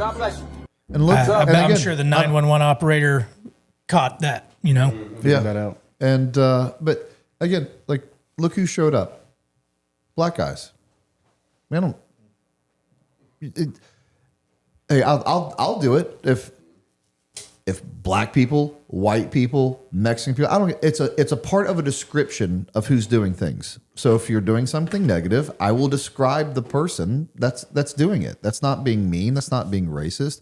But at the same time, I'd absolutely be two-faced, and it would be questionable if when someone does something good, then you're like, well, when people do good things, we just call them people. When they do bad things, like we absolutely will call out color. Get real specific. Yeah. Yeah. So just out of the spirit of ensuring that that's never said of me. That's why I pointed it out. Look at those two black guys showing up. Cops first. Americans. Just. They could have showed up and they were like, hey, you don't call 911. You're hogging up this line. If it's not an emergency, I actually think it is a crime to misuse 911. They could have showed up and been dicks and made a bad day worse. They show up with the birthday cake that they tried to light candles, but it blew out. Yeah.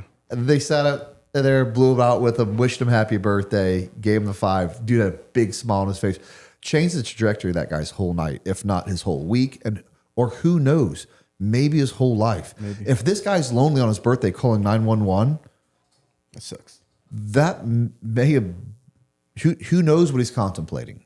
Yeah, who knows where he's at? And also, who knows where he's at? I bet it changed their night too. It sure did. Listen how happy they were. Better. Yeah, exactly. Yeah. Right. Listen, man, that's a great point. I mean, you know how much crap. Yeah, exactly. I mean, the cops are constantly have to deal with just, I don't know, the worst of our society so much, and then they get an opportunity to do that. I mean, that makes their job much better. Yep. And no one's, but again, pat ourselves on the back outside of us because, and guess what? This video is not going to get as many likes. If I would have done the down pilot video, we'd have got more views. If I'd have done the SAS guy getting arrested, we'd have got more views. I'm just tired of it. I just want to do a positive thing, and we'll pay the price to some degree. I don't care. We're gonna do. There will be time for that. There's time for that next week. Every now and again, I think we do need to stop and do this every now. I think maybe quarterly. I think we're going to do this a little more often. We can't do it every week. It's good. There's nothing wrong with doing some good. Yeah. Drew, what's next in the video? When Dean Jones saved his son from that burning race car, men doing man stuff. A rule against running onto the track. This father look at that toxic masculinity. To save his son from a burning car after he had crashed during a race, but instead of being seen as a hero, this is what he got. Didn't have time to be afraid. Who was his dad? My son at that car. I did not care that there was flames going on. I did not care. I had a polo shirt and shorts. The only thing that I was concerned about was getting my son out that car. And just as the flames erupted in a fireball, he managed to pull Mike to safety. I don't know what he was going. Else he was going back in for, but disciplinary action. There's something else he wanted out of that car. Yeah. But look at that. This is so it's hard to call him a hero to some degree because I can't think of a man in here who would have seen their son in a fiery car and wouldn't do something like that. Yeah, and you could keep him from that. Yeah, you'd have to. Yeah, that's a. But that doesn't mean it's not worthy of recognition and accolades. They ended up, if I remember that story right, I think they ended up putting him on some sort of like probation from the track for like a year or something like that because he did break protocol. Like at the end of the day, fans can't run into run onto the racetrack every time there's a crash. I kind of get that. It's his son. Yeah. Come on. But if I remember right, he actually took a little bit of a punishment from the racetrack. I think you just let that one slide a little bit, I do hate that. I get it. There are rules. Rules are there for a reason. But it seems like that rule loosely applies here, but it's not the same. Yeah, and especially nothing's happened. Not the same. Like everything, and nothing happened. Everything good came out of that. That's besides right. the obviously catching on fire. Absolutely. So I just that story. I love it. I love it. I'm so tired as well. That's why I want to do all these positive stories. And again, a little bit focused on men because what do we get? Toxic masculinity. Men are screwing up this country. Men, we have to save this country from greedy, stupid men that are dumb and only want what's whatever. Selfish and just negative after negative after negative. When the truth is, men built this country, and that's not me putting down women or putting down anything else. Guess what? Men couldn't have done it without the support of women. Yeah, everyone has their place. That's right. So that's everyone has a role, but this country continues to run because of men. 99%. I'm be off by 1% or 2 on all of these. 99% of garbage workers, which is why they're called garbage men, are men. High 90 percentiles electricians, men. Yeah. Plumbers, men. Mm-hmm. Just mechanics, men. Yeah. Scientists, linemen, men. Keep linemen, men. Yeah. It's not, I don't know why everyone else can be put on a pedestal and told, good job, you do great things, we appreciate what you do, unless you're a man. So, not today. Not today. Chats are funny. So they're talking about the dad went back in the car for his FRCC cigars in the glove box. And another guy says he went back in for his 80s rock station mixtape cassette. Yeah. Man, these guys are the best, man. That It's might so be why it funny. exploded. The bourbon bottle, just caught on fire. You know? You know what I mean? See what you did there. You know what else is overwhelming and not fair? The amount of men who haven't come back from, the amount of people who haven't come back from wars that are men. Yeah. You know what's not fair right now? The amount of men that are kicking Iran's ass right now. But no one's upset at that. No one even cares. A lot of people. Right. So it's not a bad thing to be a man. But I will say this, but just because we did some good things doesn't mean like, well, yeah, you're a man. Like you do a lot of good in this world. You get a pass. You know what's funny is really the only people that can hold other men accountable are men. That's right. Other people, whether it be there's only two types of people outside of a man, right? Woman and a child. Yeah. Neither one of them are truly strong enough to impose their will to correct a man. So the only people that can keep men in line are other men. So we have to keep doing good things, and we have to have more good men in this country than bad men. And that's what keeps this country on the straight and narrow. Mm-hmm. I feel a t-shirt coming on. Tier 1 podcast, Constructive Toxicity. What else we got in the this? I love this one. Here's young men doing great things. Not in the lineup today are now making their way into the stands. They're asking all did not the know they did military this. veterans who have served to stand, and they go out and just basically go one by one and thank each and every one of them for their service. Here, look at the Army. The Army team doing the same thing. Yeah. How cool is this? Look at this. Nice. Well done. I love that. I didn't know they did that. How cool is that? Every game in the fourth inning, the whole team goes out in the stands and shakes every veteran's hand. Yeah, that's really cool. And of course, I expect that from the Army team to get their butts up there and go shake some hands. Because in a weird way, Clemson, you out Armied Army. Yeah, is what you did. Well played. Yeah. You out Armied Army. I love that. I hope that catches fire and that becomes a little bit more of the norm. Yeah. Oh, that was a cool one.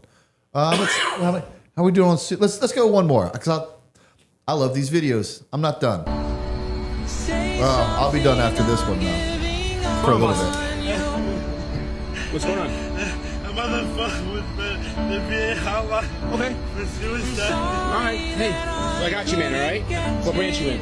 Army. Army. All right. Hey, my name's Kyle. All right. We'll help you out. All right, bud. I'm here with you. I'm here with you. All right. I'm gonna send an ambulance over here to us. Okay. All right, bud. Hey, no. Hey, if I send you, it's nothing on you. Okay. State of Connecticut covers that. All right. Can we step out of the car, boss? Just so we can talk. Hey, Thomas. Yeah, come to the front of your truck, bud. 820.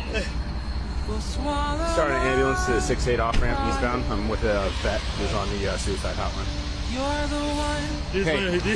Sorry, man. Hey. Do you have anything on you? No. Okay, is there about checking? Cool. Any deployments, bud? One. One? Okay, dude. It's a tough time for everyone in your position, all right? Relax, though. Hey, I'm here with you, okay? I'm here. Yeah. Wow.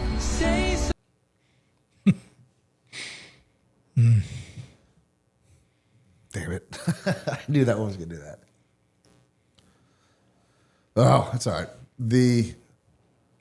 To hear a man like have that guttural cry, damn. Yeah. You're going through it.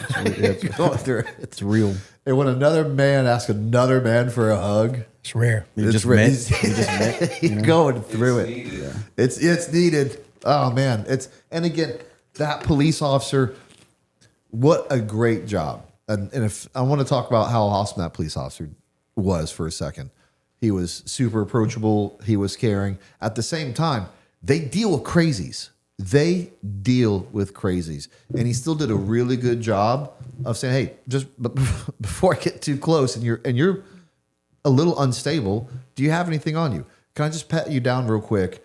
Because sometimes they go through those safety procedures too far, too soon, and it just looks really out of touch. Yeah, so he just handled it well. Right. He handled it well. He ensured his own safety, but he did it at an appropriate level without seeming like he was disconnected from the situation. And as soon as he knew it was good, he went back to his priorities of work, if you will.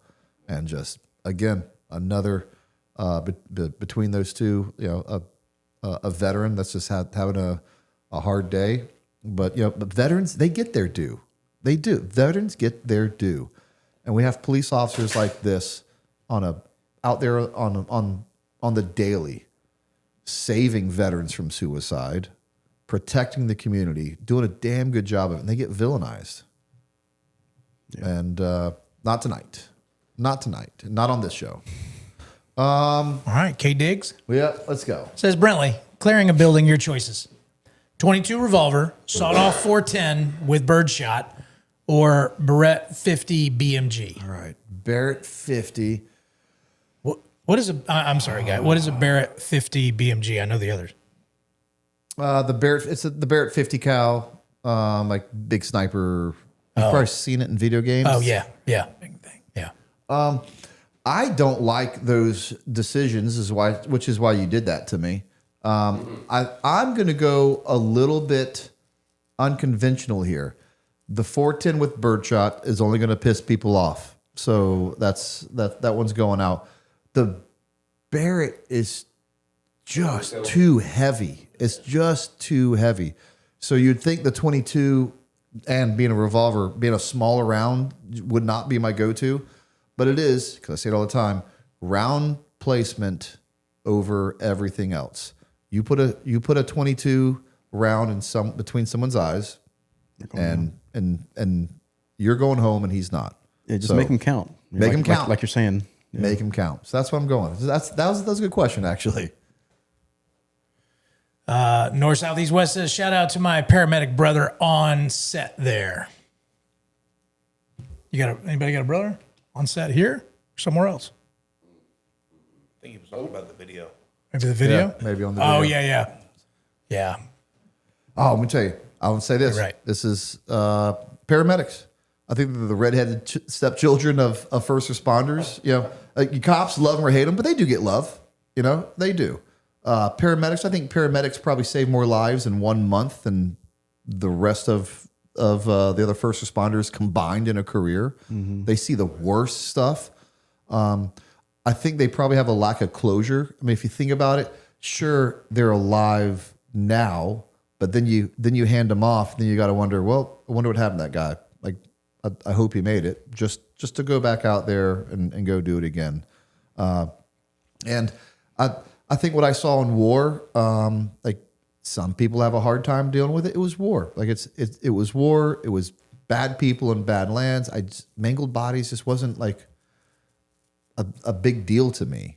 But let me tell you, if I'm a paramedic in the United States and I come up on the scene of a minivan and you got a mom and 3 kids fighting for their lives and maybe one of the kids didn't make it, I'm not handling that well. Yeah, I couldn't imagine that. I'm not handling that well.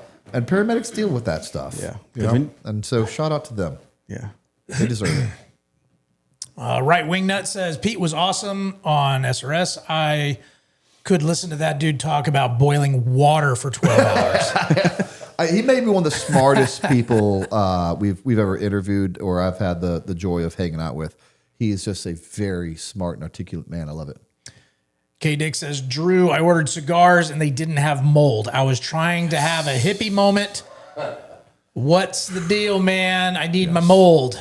I need my mold. All right, so the backstory on that is, we had some hecklers come in here a couple of weeks in a row, and this one guy from another podcast supporter is trying. They came in here trying to sabotage ours, and so He said he bought moldy cigars, and nobody's ever bought moldy cigars from us. But then he tried to play it back and say, hey, he's okay with it. He got high doing it. So I don't know if that's how it works, but there it is.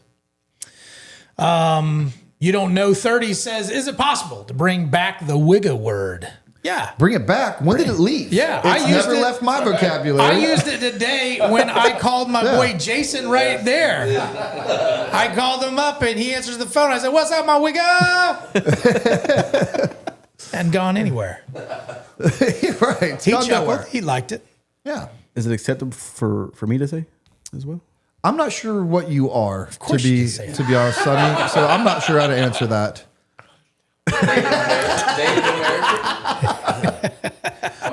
I'm going Native American, but yeah, I don't know. What are you? Mexican. Mexican. Mexican. Well, the most native of Native Americans, if you will. There's a little intertwining there to some degree, is there not? Yeah. Okay. Well, I like your positivity. You're a Mexican. You're a Mexican. Love it. A Southern Native American. Mexican. Yeah. Way south. Okay. Aztec. Mayan. Have you done a deep dive into your family lineage? Yeah, but it didn't really. It came up kind of inconclusive a little bit. Okay. Nothing really. So you are well, you? I took the 23andMe test. Did you? Okay. Yeah, it just. Okay. So let's talk about that for a second. All right. Some people, the old tinfoil hat people don't want to do that. Don't give up your DNA. And I kind of agree with that. I know you don't, Magnet. Another problem is like they have every aspect of you anyway. Like, why don't you want them to have your DNA? Are you going to commit a crime anytime soon? Like, I don't know why you wouldn't. Well, I mean, I kind of understand it, but all that being said, I haven't done it. Did you feel like it was real accurate? Were you happy that you did the 23andMe test? Well, what did it say that you were? I said a lot. You said a lot? I said it was a lot. Yeah. Yeah. So I don't know if it's maybe inaccurate or maybe too accurate. I guess you could say, if that makes sense. Yeah. So what did it say you were? It said I was like If you remember. Mexican, native Mexican. Do they give it in like percentages? Yeah. Okay. Yeah, I have it right here. I can Do you really? Yeah. Yeah. Yeah, I did it on Ancestry and 23andMe. Okay. And both were similar, but they weren't the same. That's That a good was weird. idea. You can do it on a couple different ones cross-reference. and cross reference. But they weren't the exact same, but they were pretty close. Yeah. Like close enough to be like, yeah. All right. 1 second. Yeah. Okay. What else got, Drew? Holy Fook says, Brent, thoughts on CIA ghost murmur tech used to locate the downed weapons specialist rescued in Iran? All right. Sounds like it could be used against SF missions by our enemies. That's true. It could. Did you guys hear about this, the ghost murmur technology and what it is? Yeah. The heartbeat thing, right? Right. Yeah. So essentially, and it's best used. And that was the best case scenario to use. It was out in the desert where there's not a lot of heartbeats, and basically it can basically sense heartbeats over an area. So that's where they found it. Obviously, that'd be hard to do where there's a higher population of people because you have all these different heartbeats that would get in the way. But you have a down pilot in an isolated area, they can use that. But yes, they used it. I almost wish they wouldn't have talked about it because I don't believe there was a real need to use it because at the end of the day, his emergency radio worked, and that's exactly what those radios are meant to do. That's why he climbed to a 7,000 foot elevation to get a clear line of sight, and we sent planes out there immediately for that purpose to get comms with them immediately. It's going to have a beacon. Now it is a little bit different because when you're in that environment, you can't just keep talking and put that transponder out there because people are going to intercept that. They're going to triangulate you as well. Yeah. But he had made comms. They had comm windows. I don't know how necessary that was to find him. Maybe it was, and I could be wrong, but it seemed like they were communicating and they were going to find him. And as soon as he communicated, they sent a drone overhead. And once they had an imminent lock on him, they knew where he was. And we literally sent the cavalry for that guy and got him. Yep. So there's that. Shane Peter says Greg Biffle and Cletus flew their chopper into Tin Store. You able to decipher that? That I'm not. Into Tin Store. Well, they both flew their helicopters up to North Carolina when it all flooded out. Oh, really? To go in there and rescue people and help get them out and take them supplies. Oh, that's awesome. They did do that. Okay. So I have this up if y'all want to. Yeah. What do you got? If you want to take a look at it. Yeah, I will take a look at that. All right, I see how they do that. Yeah. So my. Oh no. Oh no.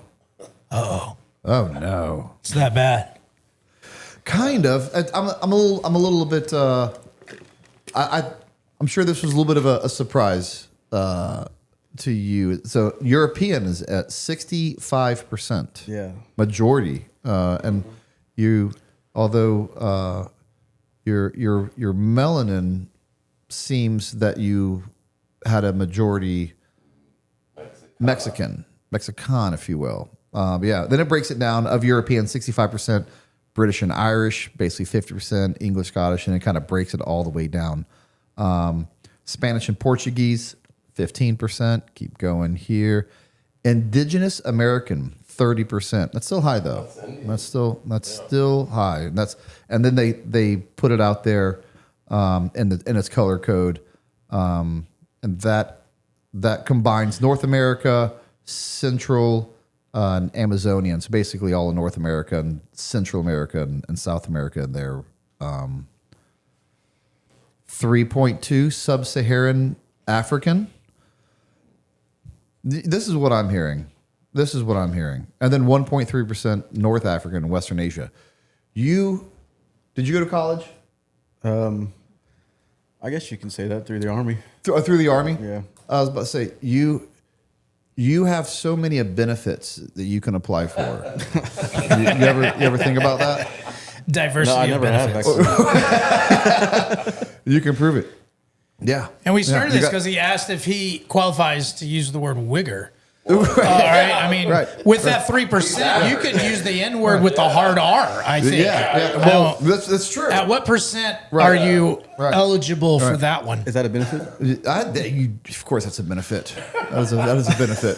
You don't know what us white men have to live with and fear over one word. Yeah, that's a benefit. Yeah, you also qualified for what I believe to be millions of dollars in grants with that kind of background. So just look into that. I could use that money. All right, what else we got? All right. Protect that man. He's very valuable. That's right. Jimperial 77 says, Bubs, 11-inch patrol rifle, EOTech Red Dot. Yep. Is also my entry rifle on the SWAT team of the different foregrips. What do you recommend, if any? I don't recommend foregrips. When you get long on a gun and you get that thumb out there, that is the amount of control you will have at the end of that rifle. And that's where all the pushback is coming from. It does feel uncomfortable at first, but the more you do that, you go out there and you get moving in a house real fast, moving on a flat range, putting in bill drills of 5 and 6 rounds into a target. You'll see the difference that makes. So yes, and I get it. The foregrip is a little more comfortable, and now you're used to it. But if you get outside your comfort zone a little bit, I think you'll be a better shot and more effective inside the house and at the range. But you're using gloves. I don't use gloves. A lot of people complain about heat from the gas block. That's why they put the foregrips on there. Yeah, and that's I also use for the most time that I was sitting a lot of rounds down was the 416, which did not get as hot up there, right? Yeah, because of the gas piston. So I didn't have that problem, but. But yeah, I don't like using gloves because when I'm in Target or inside a house, I like the dexterity. And we did a lot of things at night too. So there's sometimes that if I couldn't see things, I still had to go by feel. Charges, I hate putting up a charge with gloves on. Like I want to feel that charge, exactly what it feels like. I want to feel it on the door. I want to be able to feel with my hands. Was there any condensation on that door as I was putting that up? Like you can't feel that with gloves. Yeah. So I understand why people wear gloves, and I actually I have a scar in one of my hand of running through the house, running into furniture, ripping skin off my hand, and then someone goes, "That's why you wear gloves, Brent." I don't care. Get a couple scars; they're cool. Yeah, well. But I would much rather have the feeling of what I'm working with than gloves. A lot of people using the tape now. Tape to go over it.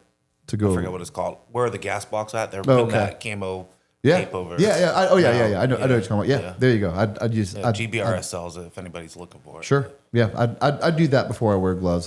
I'm not a fan of gloves. Just Another 11B says, all those movies you named are the new DBD. Good DBD. 2 for $5, 5 for 10, pirated deployment movies. Yes. Those are pirated deployment movies for sure. Get them at the bazaar. That's right. Yeah. And you just hope it's in English and not not some foreign language. And every now and again, if you guys haven't seen this, but when you're deployed, you don't care. You care if it's in English.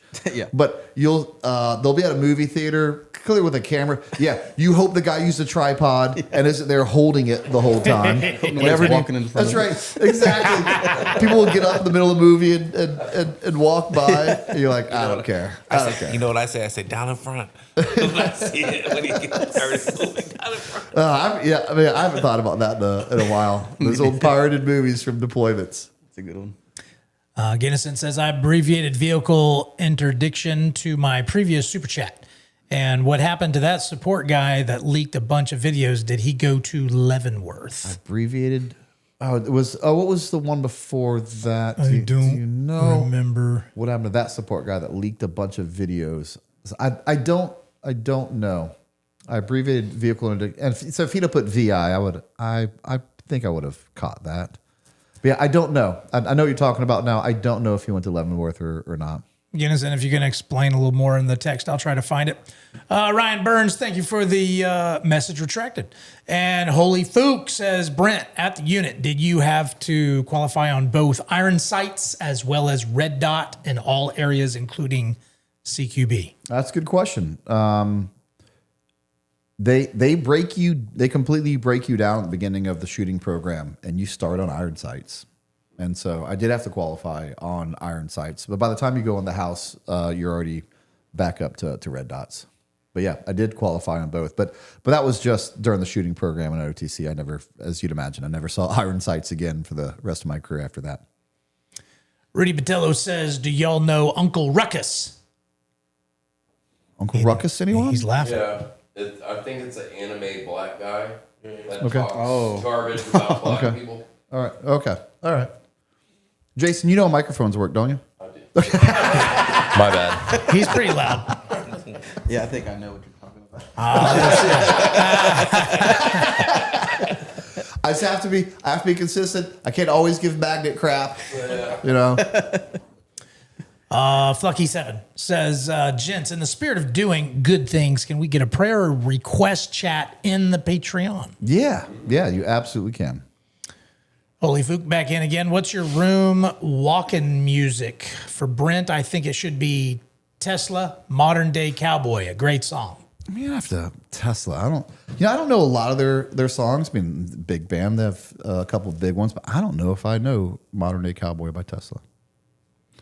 I'm gonna look at that. Is that the band or the car? No, it's the band. Yeah, the band. Yeah. Yeah, just they were in the 80s. You messing with me? You messing with me? Yeah, they did Signs. Yeah. Like the movie Signs? The Magnet, what if you had a walkout song for life? What is your walkout song? The Hulk Hogan song. Real American? Yep.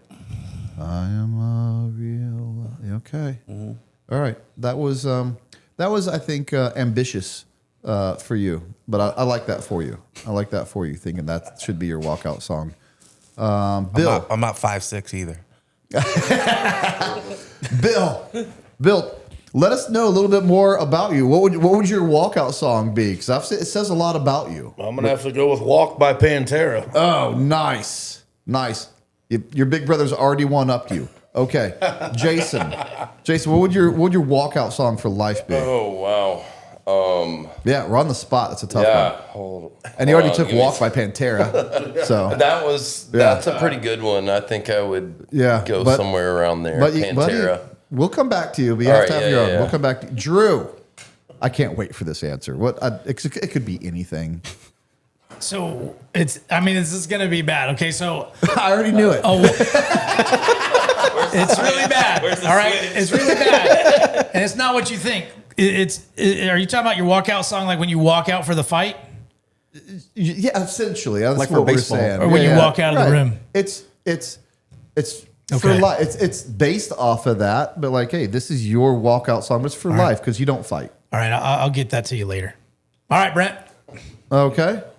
Sonny, you got one? I'm thinking Hills Bells. Ooh, Hell's Bells. That's a good one. That's a good one. That's a good hype one. So I picked it. Yeah. I love the confidence. Oozing confidence over in the guest chair. Love it. I'm gonna go I'm going between two. One, Inner Sandman, Metallica. Just the beginning of that just gets me going. Yeah. In fact, I'm gonna stay with that one. That's a good one. 3 Shades of Black was in the running, but I'm gonna go Inner Sandman, Metallica. Yeah, that's a good one. Oh. You got it? AC/DC, Pull the Trigger. Pull the Trigger. If that's what it's called. It's not what it's called. It's not what it's called. Pull the trigger. Shoot the Thrill. Shoot the Thrill. Shoot the Thrill, I believe is the song you're going that's for. That's the one. Is that the right song? I know what you're talking about. It's Shoot the Thrill. Trigger. It's Shoot the Thrill. All right. Yep. All right. Thanks for the help. Yes. Did you have something, Jason? I would say Kill Switch Engage, my last serenade. I've actually had a few walkout songs, 2 cage fights. That's right. You did do cage fighting. One was A Day to Remember, Second Sucks. That's a really good song. Yep. Yeah. You guys may not have known that about him. Yeah, I used to be ranked number 3 in the state of Florida out of 114 mixed martial artists in the amateur division when I fought way back in the day. I love that. That's why he's going to go around as the Tier 1 security, so we don't have to. So we don't have to. I love that. You could just walk in confidence. So for clarification, did you rollerblade before you fought or after? I started real estate 7 years real ago. estate, not rollerblade. Yes. That's still that. I actually used to inline skate and do half pipes and stuff on rollerblades. So it's funny you mentioned that. But I BMX'd also. I used to be an MBL member. I was in the magazines for BMX. Me mishearing you saying real estate and thinking it was roller and thinking that you said roller skate lives in my head rent free every time I see you. I think of it every time I walk in. I think you're going to introduce me that way from now on. All right. You can show a lot of houses when you wear those. Really this efficient. Is the bedroom. I'm doing this is the living room. I'm selling this whole neighborhood, y'all. Hey, let's go to the videos. I think we almost got through all the videos. So just in case we didn't, I don't think we have any more make you cry videos. Hopefully. Oh, this one's cool. $330 million? No, sir. He started off the year by having the worst season of his entire life. He went from hitting second to batting 8th. He was getting booed throughout his struggles. But before their next game at home, Phillies fan, the Philly captain, made this video. If you're going to a Phillies game this weekend, let's not boo Trey Turner this weekend. Let's give him a standing ovation every time he comes to bat. And the next night, Trey Turner came to the plate and got a massive standing ovation. The first and second, Turner in a high fly ball to deep left field. Noise! Love it. Booyah! Man, we saw some cool videos tonight. That is one of my. That's oddly enough, that is one of my favorite videos. You know, we talked about the power of one person, and I get it. It's so easy when you look at your team, you get super emotional about your team, and then you're paying a guy all this money and he sucks. And then you get this group think of everyone in the stands going, "You suck, let's trade him," and it just gets negative. You think you think he doesn't hear that? You think he's gonna get better when everyone's talking negatively? And one guy, the Philly captain, goes, "You know what? In fact, he's wearing our uniform." This is essentially what he's saying, right? He's wearing our uniform. He's one of us. Why are we doing that to one of our own? In fact, let's pull him out of this. And instead of booing him next at bat, how about we all stand and cheer for him and hope he gets better? He's on your team. You want him to get better. One guy started that. The whole stadium standing ovation, claps for the guy, goes yard. How cool is that? All it takes is one guy. Yep. Without that one guy, no one else was coming up with that idea. If that guy didn't come up and say that, I guarantee you he'd have continued his streak of badness. They'd have continued to boo him, and he probably would have been traded. Who knows what maybe he'd have been out of the league. Who knows what happens to this guy? One guy decides to stand up and say, "Hey, let's do something good. Let's be positive." Mm-hmm. How cool is that? All it takes is one. Oh, I love that story. Yep. I don't know, Brent. I think we need to get on Instagram and do that for the Florida Gators this year. So they'll stop sucking. Ah, true. You hit too close to home. Too close to home.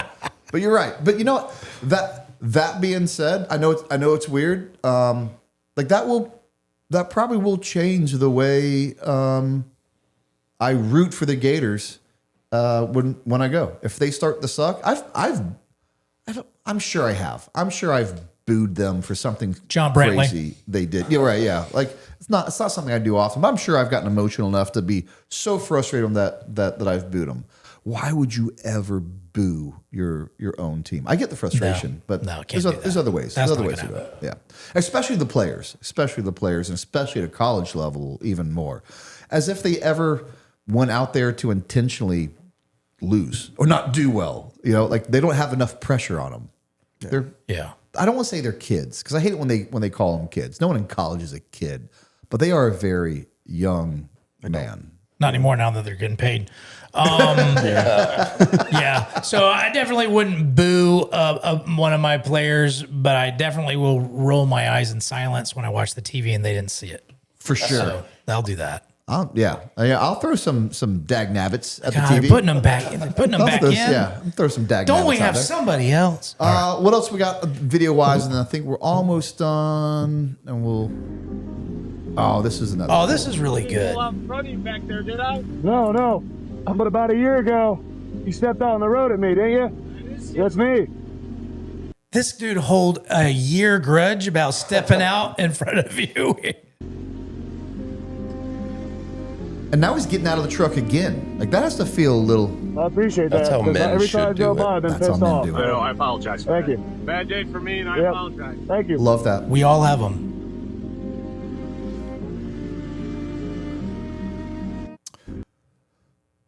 So this reminds me of a story. About a year ago, I was at the Millennial Mall, and this guy was looking right, and he was like turning left. Didn't see me. I saw him doing that, so I really wasn't I saw him looking the other way. Like I think most of us do. Like don't pull out. Don't you idiot? You pulled out. I will keep us from getting into an accident, even though you just pulled out in front of me, right? And then he did the thing that I think it pisses off most guys, which is he then looks at me and gives me the like it's my fault. What the heck? Right? I'm like, if it wasn't for me, we'd be in an accident right now. And it was a bad day. It was a bad day. Got out of my truck and I gave this guy the what for, and I hoped he was going to step out of his vehicle. That is not me. I'm not a hothead. I don't. You've driven with me a bunch.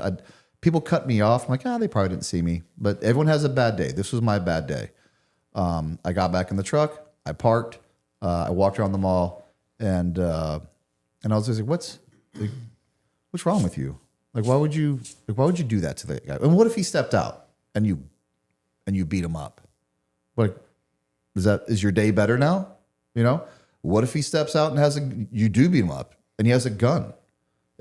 was that worth it? Is there any scenario that I'm playing this out that benefits that benefits? Or what if you get beat up?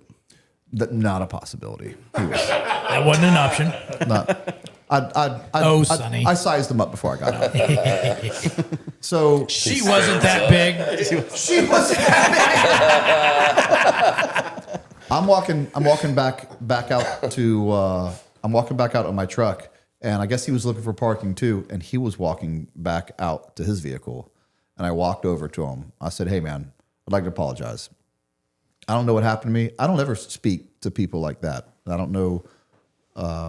I could tell you I'm having a bad day, but that doesn't make it right. I don't know why I spoke to you like that. You didn't deserve it. It was an accident, and I apologize about that." And he didn't take the apology very well, to be honest with you. He kind of blew me off and went back to his vehicle, and then I went back to for just a little bit. And I'm like, you know what? Hey, however he handles it is how he handles it. I feel better about myself. That's not who I am. That was his one and only interaction of me. That's who he thinks I am, and that's not who I am. So yeah, it sucks to get out there and eat some humble pie, or for that dude to step out of the truck and be like, "Well, I'm gonna shake your hand. I had a bad day a year ago." Yeah. At least mine was like an hour. But yeah, you're right. That dude held on to that for a year. Yeah. Maybe it's just like a strong moment for that guy, for the motorcyclist. Yeah, it must have been. He said he stepped out like he stepped out towards him. Is that what he meant? Yeah, well, I guess the truck driver a year ago, I guess, stepped out in the road or pulled out. He stepped out in the road to tell him to slow down. Okay. He could have gotten a wreck. Okay. Yeah. Stu, I think there's one more video. If not, yeah. All right. Don't worry about that one. All right. It's the last one. Let's go to that. Let's go to that one. It'll be the last one. We'll do some super chats. Hey, you riding that bike out there? Yeah. Where'd you get it? Stolen from my house. Bullshit. You've had it. Stolen from my house 2 weeks ago. I'm calling the police right now, brother. Calling the police right now. You want to give it back? You want me to call the police? Which one? Dude, I paid $10 for it. Well, who'd you pay $10 for? I'm calling the police. Let's move out of here so we don't bother the store people. Because I'm calling the police. Pick or choose. Take the bike, dude. I paid $10. You're damn right I'm taking it. So you gotta watch out for your friends, man, because you're gonna get you in trouble. I literally paid $10 just to get back and forth to work. I don't. You motherfucker. Can I take? Sorry, dude. Can I take down your number then? I don't want to cause you not to get to work. I'm willing to take down your number, Bob, so you can get to work, but I need my bike back. So I don't want to take it right now if you really are using it for work. But how's that gonna get me to work? I'm not gonna take it now, but I want your number so I can get eventually when we can arrange a bike for you. We'll find you a bike. I have a bike at home I'm working on, so once I get that one going, then I'll be fine to let you have it. I didn't mean to come in yelling at you, but it's pissed me off, you know, I appreciate it. Wow. How cool is that? My man came in heated, rightfully so. Yeah. Like rightfully so. Yeah. And once you're that heated, it's too easy to just like keep with that trajectory. Going. Right. Yeah. Like, oh, someone sold it to you for $10. Well, so you get back and forth to work, that's your problem. Give me my bike back, I'm gone. But as soon as he heard that, he was like, MFer. I can't do this. Let me just dial this back a little bit. I'm still so mad at this guy, but I can't take this guy's transportation to work. And then he was like, hey, well, I'm working on a bike. I'm not going to take it now. Like, we're going to figure this out. You're going to keep going to back and forth to work. And I think I love that because I don't think how heavy like he came in is understood. I think most guys, if you found your stolen bike at a place, you walk into that place like, gotcha. But how many times in life do we come in thinking that we're right in what we're about to do, and then you find the whole story and you're like, kind of wish I'd have learned a little bit more before I came in so heavy-handed. Mm-hmm. So happens a lot. Yeah, in fact, it definitely happens a lot. That's why I'd love to tell you that for the most part, I'm slow to anger because I'm such a good person. No. For the most part, the reason I'm slow to anger is because I'm tired of having to tell people sorry after I learn more and then have to say sorry about how I acted. I'm just tired of making the same mistake over and over and over again. And I finally figured it out. So you're learning. Yeah. And really, if you think about it, and just to flip it on you, if you come in a little light, you can go heavy. When you find out more, you can still go heavy. But once you come in too heavy, like yes, you can tone it down, but like the damage is already done. Yeah, the atmosphere's in the air now. Right. Yeah, it's already charged. People are already feeling wronged. It's already tense. And if you came in too heavy and you were in the wrong, the more you find out, you might be the one having to make an apology. So there's just no downside to coming in level-headed and then deciding to ramp it up from there. And he didn't even steal the bike. I know. And then come find, he didn't even steal the bike for $10. The guy just wanted to get back and forth to work. He's using it. He's just using it. Like he really was not a part of this crime. I do love what he said though. Great life advice. You need to get better friends. And he wasn't wrong about that. They're going to get you in trouble. Yeah. That's right. They're going to get you in trouble. And he wasn't wrong about that. Yeah. Giving pearls even while he's mad at this guy. Just dropping wisdom. What do we got? The super chats, Drew. Just another 11B back in says he seconds a prayer request thread in the Patreon. Holy Fook. Brent, for hostage rescue, which is typically harder, plane versus train versus bus. Did you get to train on all plane types? Yep. Including Airbus A380? Sure did. Those are all called what we call linear or tubular targets, and they all have the same tactics that are applied to all three. Once you're inside, basically just how we get inside each one of those is a little bit different, but the tactics inside are the same because they're a linear or tubular structure. And I would tell you that I believe planes are the hardest of that because essentially it's like a train or a bus, if you will, but it's about depending on the platform, it's about 40 to 60 feet in the air, and you got to get up to it. So that adds a little bit of a degree of difficulty. Planes are the worst, and they can see everything. Yeah, you got to get real creative about, and we are but at the end of the day, nothing's foolproof. And it's not what you want. Ryan Burns says, shout out from the Indiana SWAT Officers Association. All right, yes. Ryan, breaking out the Deltas and bourbon. Come back soon. We've had some good times there. Yeah, they were great to us. They were great to us. Yeah, they're having their association, their conference right now. Is it? They got a bunch of our cigars over there, and they're having a good time. Wish we had enough time to be in so many places. Let's see. We got Six's mom, our lady of the chats. We appreciate our chat mom. Lady of the chats? Chat mom. Let's go with chat mom. Okay, we'll do that. I was trying to go lady. She's sweet. All right. She is. Just needed the lady of the chat's just too close to lady of the night. Yeah, so let's go. I got that. That's why I went chat mom. Separate that. All right. My heart was in the right place. It was. Just needed to send support for Sunny, a Patreon meetup crew. Aloha from Kauai or Kauai. I think she says it Kauai. Groovy. Oh yeah. Ooh boy, that's groovy. Groovy. That's that one didn't. That one didn't even last to the 80s though. No, for the most part, it didn't make it to the 80s. Yeah. Wide La Table says. Thursday night is for the men of dignity and class. Yes. Speaking of men, Kamala stands up to make stinky doo-doo. See what you did there? Okay. Oh, my gosh. All right. Bacon Ford says, great episode, choice boys. There's always room for more positivity in this space. Also, can we bring back All Up in My Grill? All Up in My Grill. All up in my grill. I do remember that. Dwazi says, shout out to Noah Nixon, Army LB. We met at Fiddlers. Was his name. Yeah, number 47. He's on the Army football team. And I encouraged him to beat Navy this year. But he's aware of the pressure. He better beat Navy. He knows we've lost 2 years in a row. He's aware of the pressure. Who was the guy that we met at the meetup? Is that him? Yeah. That was him? Yep. Yeah, he was a good young man. Yes.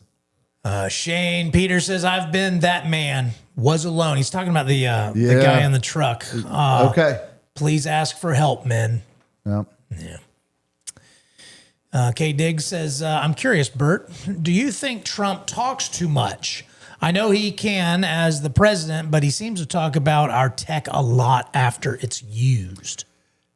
Yeah, he does. It's talking a lot and being braggadocious is what he does. And when it comes to that aspect of it, it's not a good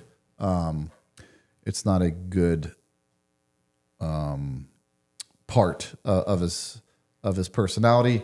But unfortunately, it is what it is with him. You get it all or you get none of it. And that's just the type of person he is. So if those are my options, I'll take big loudmouth Trump.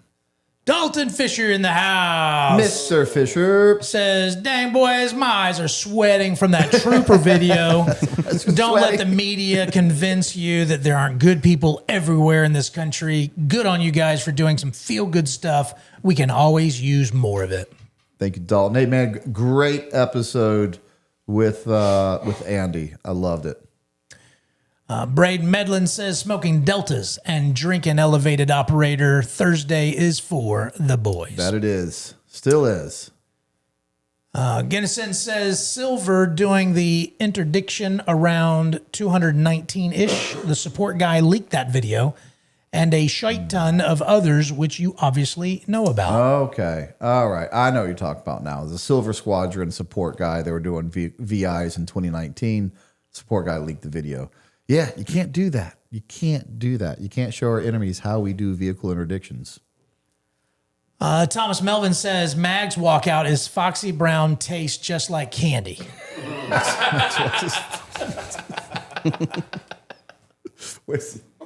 You got a tickle on that, yeah. Thomas. You tickled him. He got tickled. Where's Max? Upstairs. He's upstairs? Okay. I know he's at your feet for a while. I think that's how I was petting. Every time someone's on these lives, he's just over here begging to be petted, and no one pets him. You know? So I finally did it, and he just wants to lay here. Yeah. He's like any other man. He only wants what he can't have. Yeah. And then once he gets, he's like, oh, well, I got this guy. I'm out. Yeah. Just another 11B back in says Magnet is a legend. Now build my guns. Yeah, hit him with the nicest up front. He knows what he's doing. Butter him up. Henry Ford, the noticer, Fishback for he's the Florida second one to Gov. say that. I do want to look into Fishback just a little bit more. Dog Dusty Go Tigers says 3 Shades of Black hits different after you said it was one of your favorite Kid Up songs. Every time I listen to it, I imagine y'all getting your game faces on while double and triple checking gear. Some cool stuff. Well, we got that in common. Every time I listen to it, I still think of that as well. Six's mom back in says, I like chat, Mom. Thanks, Brent. That could have gone bad. Aloha from Cowie. We got you, Bob. Tasty Gains Supplement says, send someone in the chat some cigars with this. Oh, all right. How do you want to do that, Drew? Oh, I don't know. Yeah. Gosh, I don't know who. I don't know. Somebody give me the funniest joke before the night's over. I don't know. All right. All right. $50. Drew will figure it out. He will make it happen, though. That your request will get fulfilled. We'll figure it out. And a 9. Okay, Brent, can you recommend me a good plate carrier? Also, when it comes to night vision, is it worth splurging on PVS 31A and is paying $3,000 for an Ingal worth it? All right. Worth it. Yep, gotcha.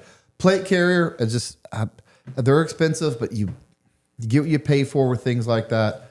Go with Cry Precision. It's just tried and true.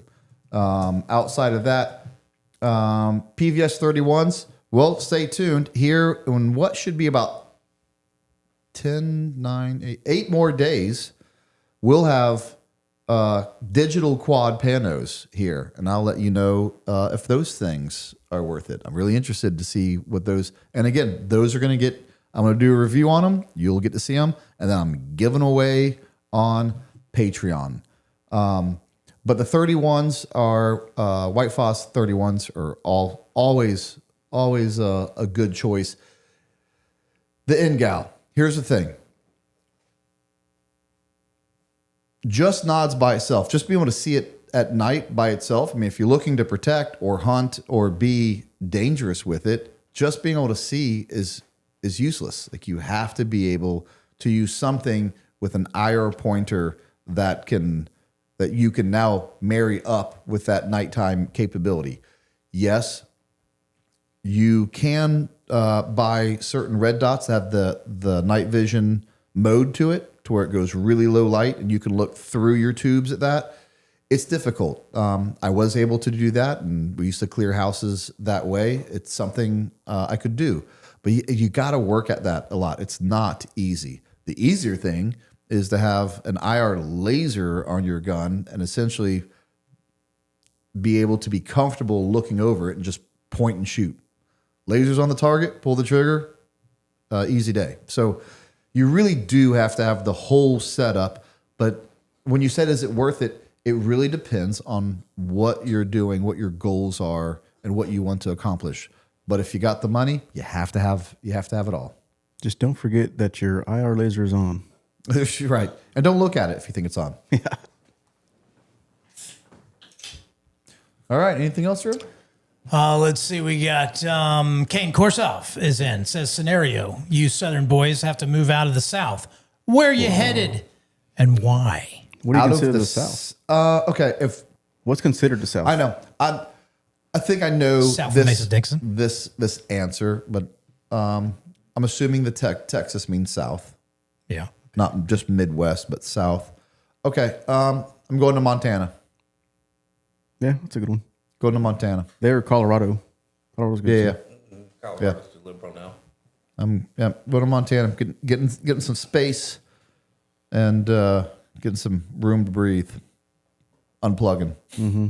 Yeah, really. Shooting things, cooking things, just relaxing. That's what I'm doing. Far from people. Far from people. Yep, exactly. Yeah. It's gonna make being having guests on the live a lot harder. But no one's just gonna drive to you. All right, what else we got? That's what we got. All right, I'm gonna do this. How about this on the $50 cigars? We're gonna do this. What? All right. Nothing. So just getting ready. Go to FRCC Instagram. Ooh, nice, Drew. And there is that picture of me right there in the middle. I'm going to do this. Boom. Boom. All right. Looks like that. Okay. It's at the top of our videos there at FRCC. Go make a comment, share it. And all the comments there, what I'll do, I'll put you in a random generator and I'll pick the person and then I'll message you. That's how we'll do it. Easy day. All right, that's it for the super chats. All right.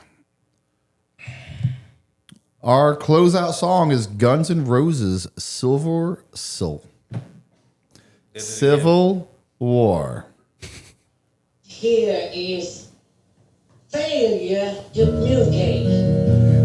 I forgot. You just can't read. You know it's a 7-minute song? That's long. It's a 7-minute song. It's good. They got the money out of that one. Yeah. Yes, right. Something Wong. I could chill with Andy stuff. There's a reason why he's up there in Montana, I assure you.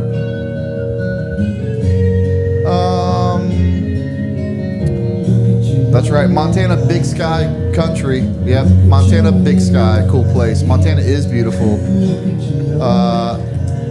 TBD Sear says, don't have Instagram rigged. Whose idea Way was to this? go, Drew. Life's not fair. Life's not fair. Okay. All right. Leave a comment. Oh, man.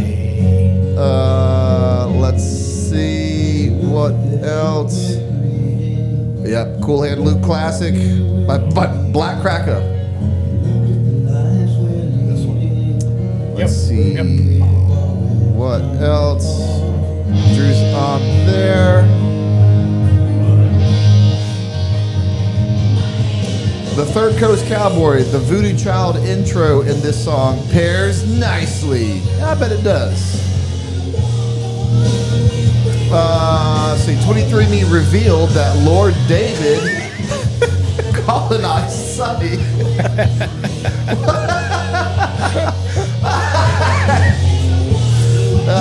I'm still here. He's still here. He's still here. Relax. And let's be honest. Hey, if relax. Lord David colonized you, you could have been colonized by a nicer guy. That's right. I mean, you know what I mean? You need some water. You need some. Right. Oh man. Let's see. 8-point T2 or EOTech. 8-point T2. That's what I'd put on that 300 blackout. Billy Benito, where was the feel-good video of TK curing cancer?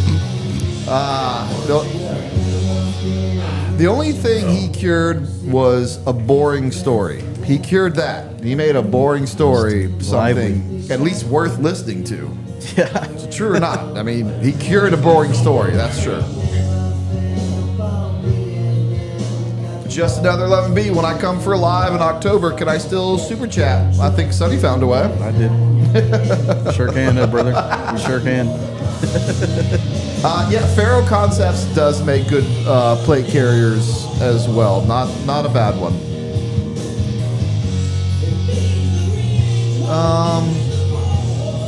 Do you think Delta Force was in there in the rescuing of the Wizzo? You know I can't.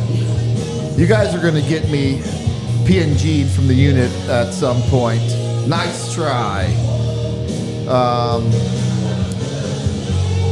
Yep, that's right. Drew did answer that. Would I ever have Mike Edwards on? Mike Edwards. Who's Mike Edwards? That's not the guy from. Because I always remember him from Mike Drop. What's the last name of the guy on Mike Drop? That's not Mike Edwards. Now I gotta look up Mike Edwards.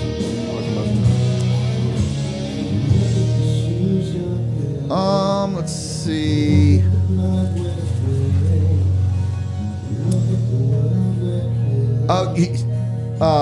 Fish on probation. Brent, you thinking about bringing Mike Hawk on?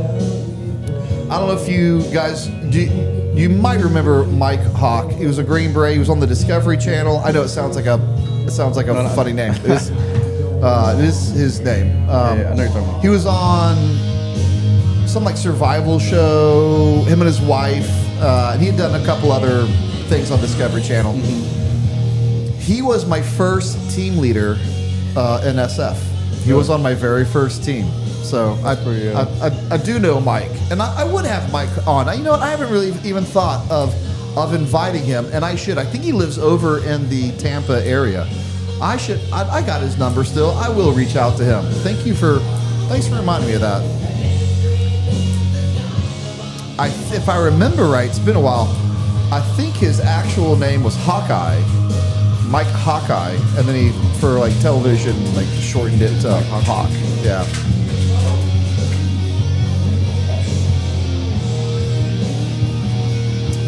Let's see. Brandon Bailey. Brent, does Delta get medics from 18 Delta, or is it PJs or what?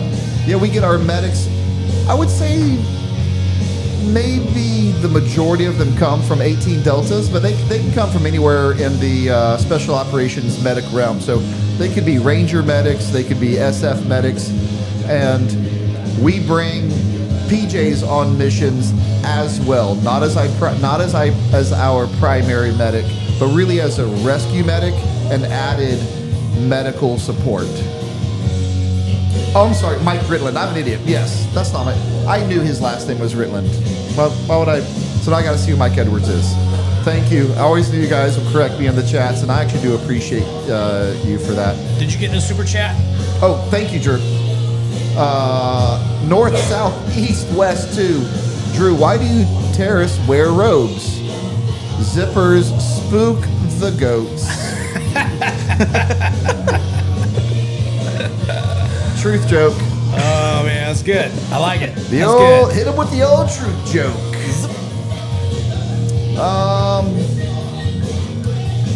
Let's see.